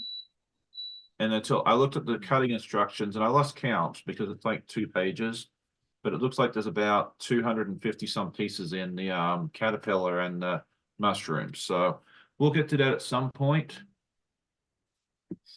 but it might be a while. So Terry says the 4 patch, she finds the easiest. Yes. Andrea says square and a square. Anyone else want to chime in and tell me what you think is the easiest block to make? I think that when I'm using half square triangle paper to make half square triangles and then sewing them together, I find them easier than doing 4 patches. Oh, okay. I don't know why that is. I think because you have to line up that center point, and sometimes it doesn't always line up. Andrea says, I am designing some patterns using beading patterns. They all have 2-inch squares, and I am designing them for the grids. Or what is a grid? She may have meant girls. You know, sometimes autocorrect does some weird stuff. That's my guess. All right. Donnell says, I so cannot wait to get mine. And Laura says, 4 patch seems easier to me. Yeah. And it's interesting that like what one person finds easy, someone else can find not so easy. You know, I think we all have our own skill sets, and, you know, we may have had a lot of practice on one particular thing over another. So yeah, that makes sense too. But I was thinking too, Katie, you know, we're now a month into 2024, which is crazy, right? Like we're already in the second. Right? I know a lot of us had set ourselves goals for 2024 back in January or maybe even December. I know I start thinking about that at that point of year. What have been your goals for 2024 sewing wise? And how have you been doing with that goal? You're directing that to me or to everybody? Both. Okay, so one of my set goals is to finish as many of my unfinished PMQs that I have, and I have quite a few of them.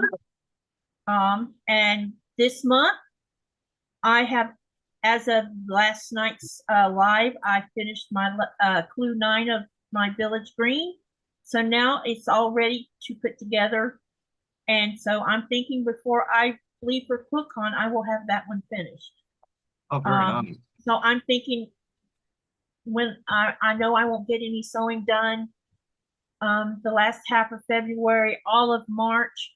So I may not get all of the PMQs that I would really like to get done this year, but I think that I can at least get half of them done. Well, that's good. And there's some other things I want to finish. I need to finish and it's on my list. I want to finish my granddaughter's quilt and, you know, send it somewhere to get it quilted probably. And give it to her for Christmas. And I don't know, I mostly want to just be consistent with what I'm doing. Don't get behind on the most current PMQ because I am behind because of things that happen beyond my control relating to my sewing room. So it kind of put me in a funk, and I just didn't want to sew, or I didn't even want to walk in the room to get my machine out. It took Nikolai coming home and getting it out to get me back on my feet, you know, because it triggered something that I didn't expect. But I do have an update about that, about the trigger. My nightmares have started slowing down. I have managed to get And this is progress, you guys. For the last 3 nights, I have slept 5 or more hours without waking up from a bad dream. That's progress. Oh, for sure, absolutely. Yeah, because there's nothing you can do about bad dreams. You have no control over what your subconscious mind is doing. That is very true. Especially when it relates to PTSD stuff. Yeah. But I'm doing a lot better. I feel like my I don't know, I just feel better about it. And I've been going in and out of the sewing room quite often over the last week or so, getting things out of there that I needed instead of just saying, nope, I don't want to go in there. I needed painter's tape so that I could get this, that quilt with no name, start quilting it this weekend on the live.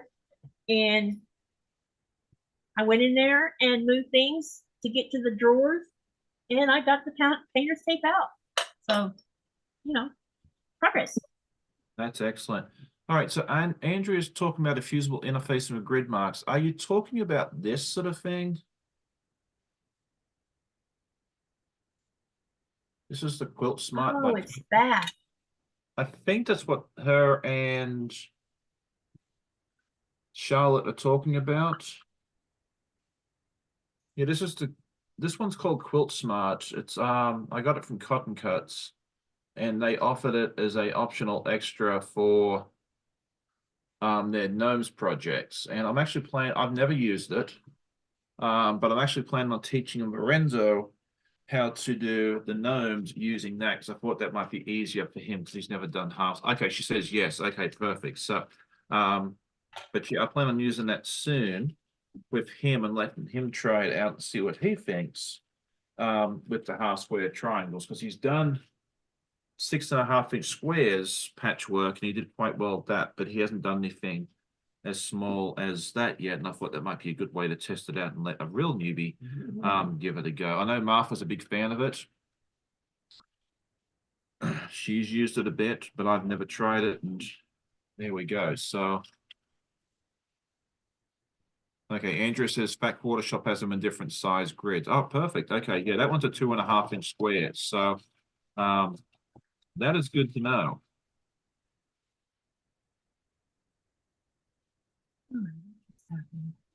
I'm learning stuff every day. 1, 2, 3, 1, 2, 3. Okay. You're getting something. So right now I'm working on the top row. All right. Border. Sean, what are you working on? I am working on the next strip of this, which is what I like to call the modified version of the 9 patch with a twist, which is a pattern from Fallon over at Sophie Quilts. Her pattern shows these as 9 patches, which I think are probably 2.5-inch. Yeah, they have to be 2.5-inch squares. And then, but I decided just to use a 6.5-inch square to make it easier, and then you do a snowball block. So it's going to be a lap quilt. It was supposed to be done for Christmas in 2022, and as you can see, it's not done yet. So that's part of my goals for this year, is to actually finish up my works in progress and to quilt a lot of the flimsies. I will start new projects this year. That's got to happen, but I want to try and finish up a couple first. I've finished 2 quilts this year.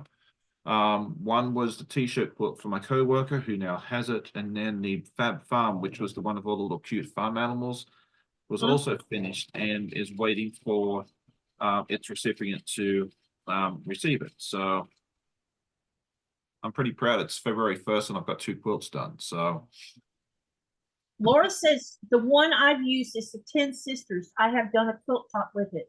The one I did was for 2.5-inch and finished at 2 inches. oh, nice. Okay. Yeah, I'm gonna let Lorenzo play with it. We'll probably start his he'll probably start building his gnome on this weekend. He asked about it the other day, and I have another project I need to get done sooner rather than later. Probably what I should be doing now, not this, but that's okay. But yeah, this weekend I'm going to set aside some time so he can sit there and, tackle some half square triangles and make a nice little gnome.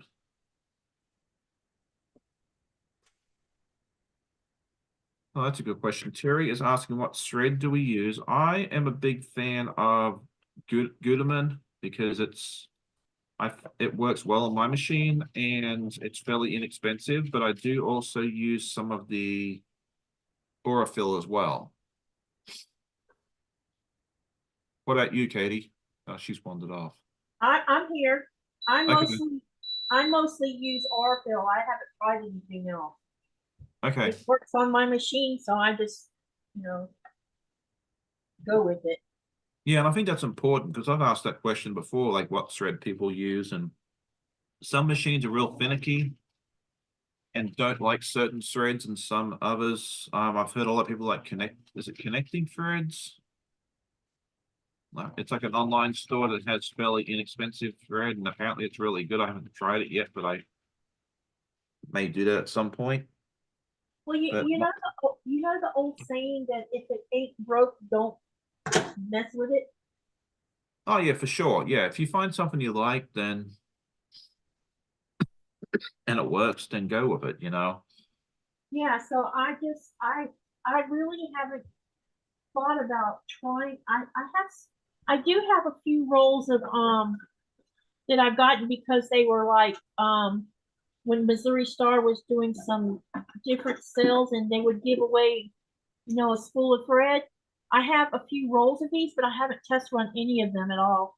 And I don't have any in the light gray. These are all different. I have some white, turquoise, an off-white, but a big majority of them are colored thread that would probably come in handy for quilting with. Yeah. So I haven't took the time to, and I know that, test run them to see what my machine does with them.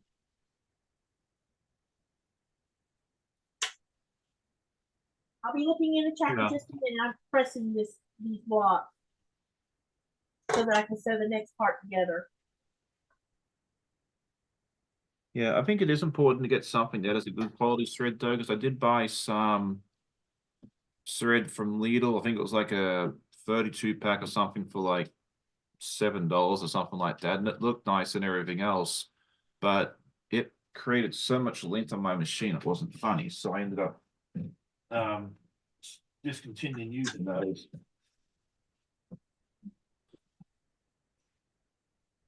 The nice thing is like I'll get like it included like 32 bobbins that I can use on this machine here, so I mean I'll get my money back on it really, but yeah, I don't think I'd ever use a cheap thread again because you might save some money, but it might create a whole lot of lint in your machine and you spend a lot of time cleaning it out too. So now when I was a teenager making my own clothes, I was a avid user of Coates and Clark. Coates and Clark or whatever.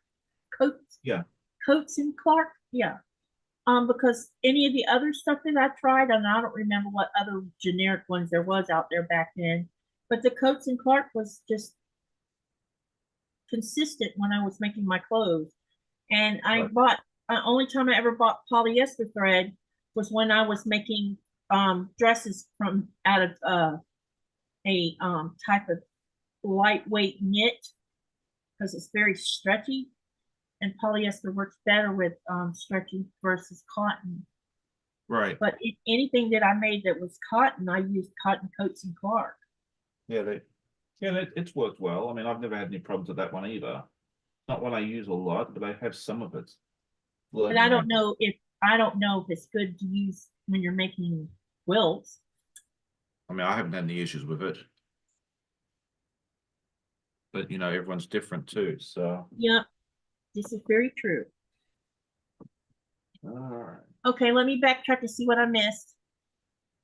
I'm always Andrea says, Charlotte, my late husband and I owned a Western store and saddlery. I did all the beading on various leather items. Wow. Terry says, what thread do you guys use? We've answered that. Melissa says, that looks good, Sean. Andrew you. says, my machine is not picky on thread as long as I have the same on the top and the bottom. Yeah, I don't think mine's been persnickety about the R-fill. The only thing I notice from time to time is if I let too much lint build up in the bobbin case, this machine will let you know in short order. It will break the thread.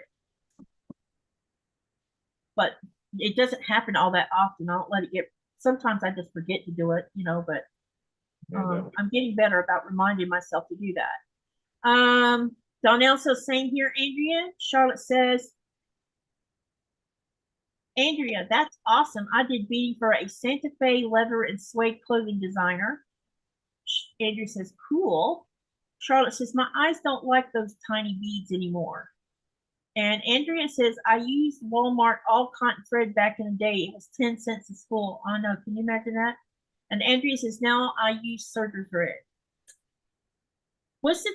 Do you have to use, if you own a serger, is it required to buy specific thread that's labeled serger?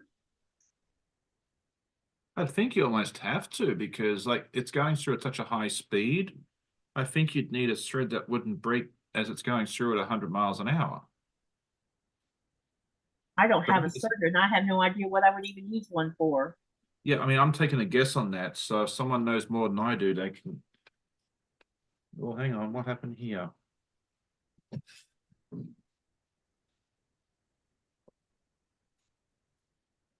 These blocks are going together quite quickly. I'll have all the border ones done and ready for a picture. So I could post it on Instagram and in Kimberly's Stitch Squad.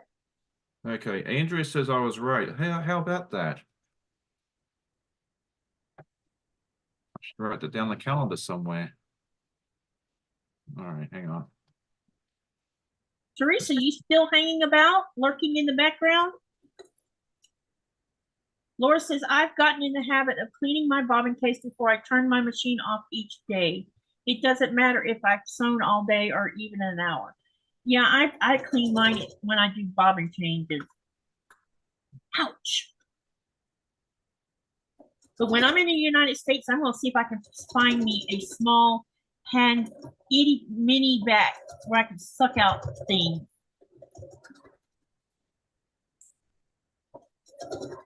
All right, hang on. Let's see. That goes there. I'm going to pay the little shop that I bought mine to know me from.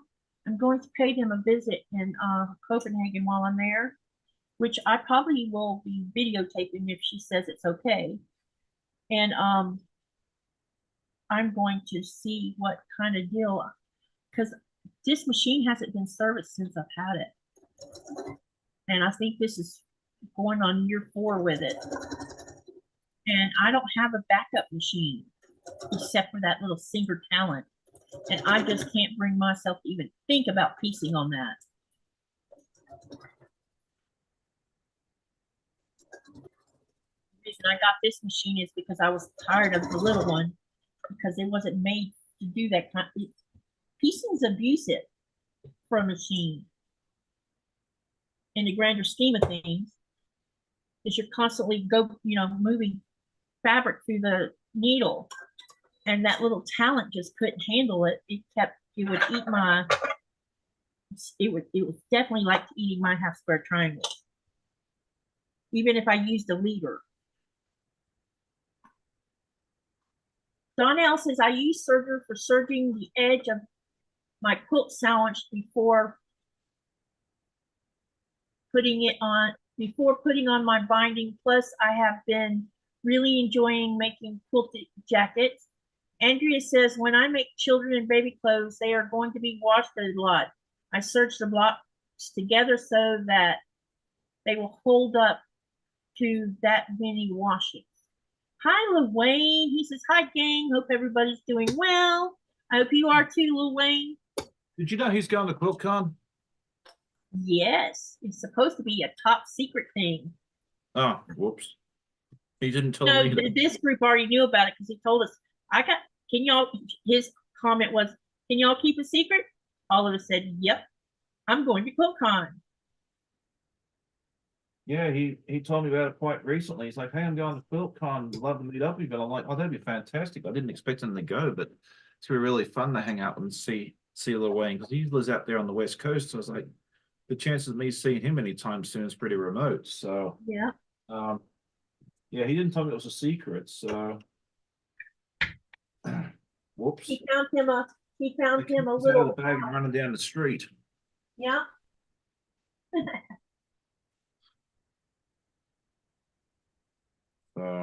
Whoops, sorry if I messed something up there. I didn't mean to. No, yeah. There you go. All right. I think I might put this row together real quick, Katie, and then I should probably go because I've got other items I need, other things I need to work on, and other places I need to go, and never a dull moment here. Did you get a chance to mess with what I sent you? I did. If you look at your messaging afterwards, you'll see that you'll see it. Okay. Cool. Thank you. Oh, no problem. Oh, okay. Okay, I won't tell those two then. I think that I am going to do another unboxing video too. Maybe the 8 minutes was too short. The reason I didn't get the views, the amount of views that I got, but I don't see how they would even know that unless they looked at the link in the video and like, oh, that must be nothing. Yeah. I'm just surprised because it hasn't even went to 200. I'm like, well, what did I do wrong? I don't know. No. This. Oh, I see. It's a secret from Becca and Ian. Ah, so they don't need to know. Okay, gotcha.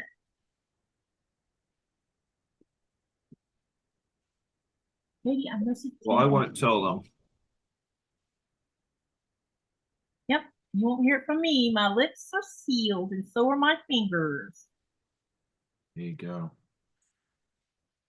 What are you planning on working on this afternoon, sewing wise, Sean? Me? It's a project that I've been working on, and the video should have gone up today, but with me being ill and everything else, it's probably going to go up maybe tomorrow if we're really lucky, or more than likely Monday. Is today your usual video day? No. But it's a collab with some other creators, and you'll see more about it when it comes out. I don't want to give too much away right now. As I said, Is it the one that y'all were already advertising about doing together? Yeah. Yeah, no, it's just I was really hoping to have everything done by now, but I just fell so far behind when I had my illness. And So I got a question for you, Sean. How does Little Channels get to be part of these kind of collaborations? Sorry? How do Little Channels get to be? How can Little Channels become part of those types of collaborations? That's a really good question. Because those are, you know, that's a real how do I answer that? It's not easy. I'll preface it with that. I think the easiest way is either the small channels all band together and just do something together and do it that way, or they need the support of a larger channel. Now, I try and do as much as I can myself. With for example, my quilt trunk show that I do in December, I've done the last 2 years. I make a very big point to do a good mix of both well-known channels and smaller channels. But but yeah, that one's hard. I mean, I can only speak for myself in that aspect. Andrea says no DNA on the quilt. Yes, Yeah, I'm trying not definitely to not. do that. No. I poked myself is what I did. I do that sometimes. I've been lucky and really haven't. I think I've done that once, and I've been very careful not to do it since. So, Well, I've done it like twice today, whoops. and it's the same darn finger, so wouldn't surprise me if I don't draw blood soon. Oh, whoops. Yeah, we'll try not to do that. Just try not to get it on this white stuff because that would not be cool. But I do know how to get it off, so. Yeah, I mean, they say to give blood, you know, like just it's a good thing to go donate blood, but not in that way. Yep, not like that. Not like that. Sean is an agent and helping promote. That's right, Lorraine. Sean is our personal, I don't know, personal agent. I don't know if I can call that or not. And I love to do that, you know, like and I think I've mentioned this before, but when I first started, I got the notice of some bigger channels, Stephanie Stitches and Becca would be two that I would name up front, you know, and they did a lot for me. They gave me shout outs and, you know, helped me grow my channel. And I've always wanted to be able to help others do that as well. Like starting a channel is not easy. Nope, and it's not. As you well know, as Donnell well knows, as anybody else that's ever given a try knows, Elaine knows it's not easy too. And you know, I can't help everybody, unfortunately. I just don't have that much time frame. But you know, I will help I'll help as many as I can. Yeah, and I want to pay it forward. You know, I got a lot of help when I started, and I want to be able to pay it forward as much as I can as well. So yeah, I like bringing new channels onto my lives. My viewers love that because I do enjoy like having the different, some of my favorites come back, you know, every so often as well. But it's good to have new people come on and hang out with us. So that makes sense. Good nap, Kathleen. Okay, so this is the top row or the top border. Very nice. I like all the bright colors you have there, Katie. Thank you. I definitely want it to be a happy because it's the whole theme is education. So if you looked at it from that standpoint itself, along with doing this together, schools are always using bright, happy colors to keep their classrooms happy, not use dark, drabby colors that will make someone depressed. So I want this quilt to animate that. Oh, sure, yeah. Thank you, Kathleen. Thank you, Andrea. Well, Wayne says, Sean has been my supporter when I want to say the heck with it. Yep, I know what you mean. Sean, but Sean is also a good, what is the word? He is the go-to guy because he knows many people. Yeah. And I'm about to be hitting you up for some more, you know. Yeah, well, you know where to find me. I think I need to get some more men on my channel.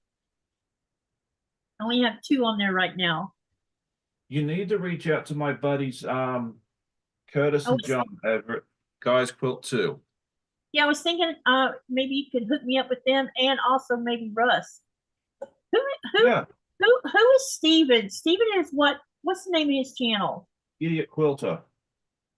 Are you acquainted with him too? Yeah, of course I am. I'm everybody's buddy. So maybe you can help hook me up to all of them and I can see if I can't pin them down for April and May to do something. Yeah, I'll have it. I mean, I'm talking to Russ on Saturday because he'll be my guest on my channel. Yeah, I'll give you the contact information for Curtis and John. Curtis does most of the emailing and that sort of thing there. John's a little more shy and that sort of thing there. He does more stuff in the background, but Curtis is really good about replying to emails. So I'll send you the information about that sort of stuff there as well. So Okay, and they have the option that if they don't want to do an interview, then but they'll be up for a live sew. I'm fine with that. I'm also fine with us doing both, but not at the same time. Right, for sure. Yeah. I had to clarify that with someone else because she thought I was going to do this interview and then sew right behind it. And I'm like, no, that's asking too much of anybody. Yeah. Yeah, no, I'll help you out. That's no problem. All right, so what have I done today? Let's see. I'm going to go back to my upper screen so I can actually see what I'm doing. All right. So I've done one strip here. Oh, that looks good, Sean. I know I did. I think this came together pretty quickly too because what is can you put the print up close to the camera so I can see what the print is? Yeah, it's Ravenclaw. It's from Harry Potter. Oh, okay. Because I couldn't see what it was. Yeah, this is leftover. I made a bunch of face masks out of this during the pandemic. Oh, cool. And I had it left over, like when all this, all the face masks were done. So I thought it'd be fun to make a quilt out of it for a friend of ours. And as I said, it was supposed to be done back in 2022. But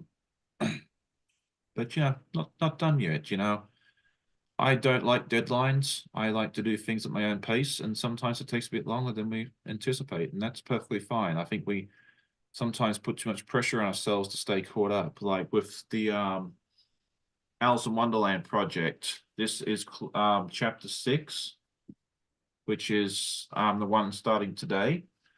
This is chapter 4, which was supposed to be the month of December. And the progress I've made on that, chapter 4, is I've cut out all the pieces for it. Awesome. That's as far as I've got. And I'm not in a rush. I'd like to be able to finish along with everybody else, but it's not going to happen. And that's okay. Just do things at your own pace.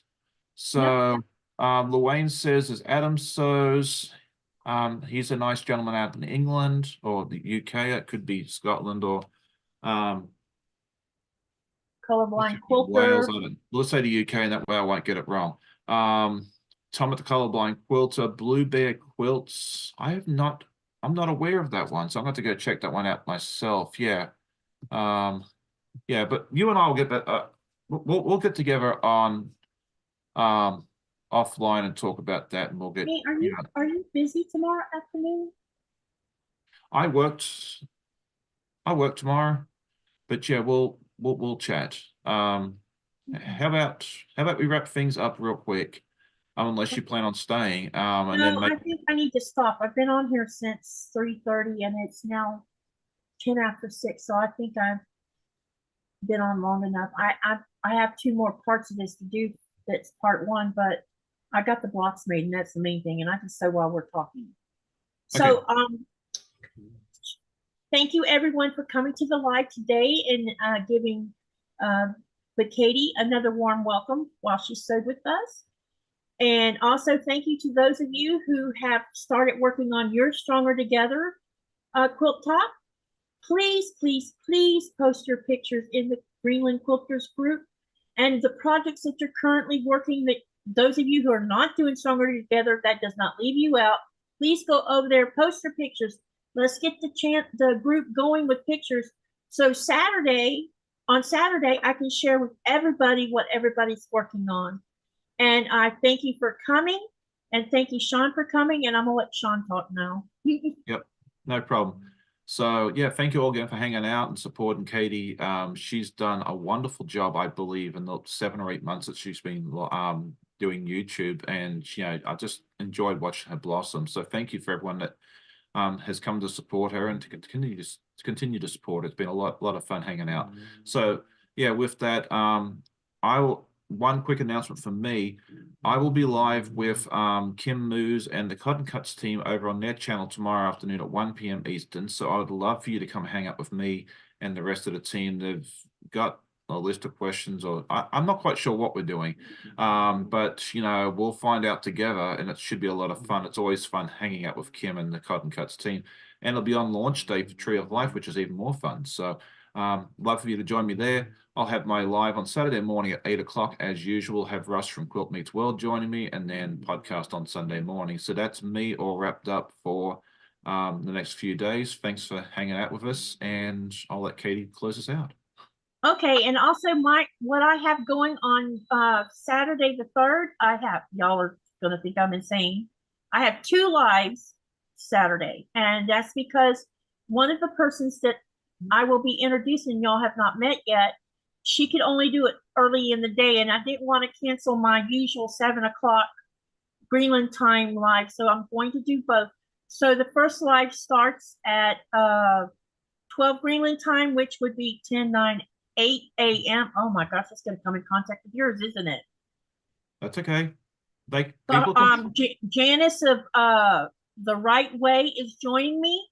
So I probably will run this live with her and leave the other one running in the background so Sean gets watch time.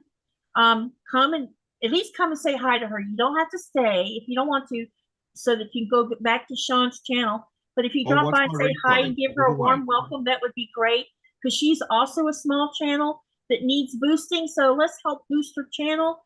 I will be posting links of how you can go subscribe to her channel as well. And also, I don't have anyone sewing with me Saturday night, so I don't know. We never know who's going to be on that one. So that's what I got going on this weekend. And outside of that, I'll be done as far as this week's doing. And whoever made the comment about my already having done a long live yesterday, yes, it was long yesterday. So thank you for supporting us. Go to Sean's. If you have not subscribed, please subscribe to his channel and keep on supporting us and keep on watching our videos, because the more you watch our videos, the more watch hours we get, which is what we really need, all of us. So thank you again for coming. Have a great night and see you on the next video. Until next time. Happy sewing.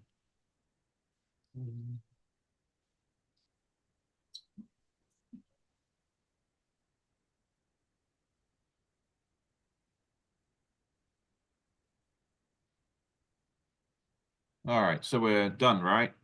Yep.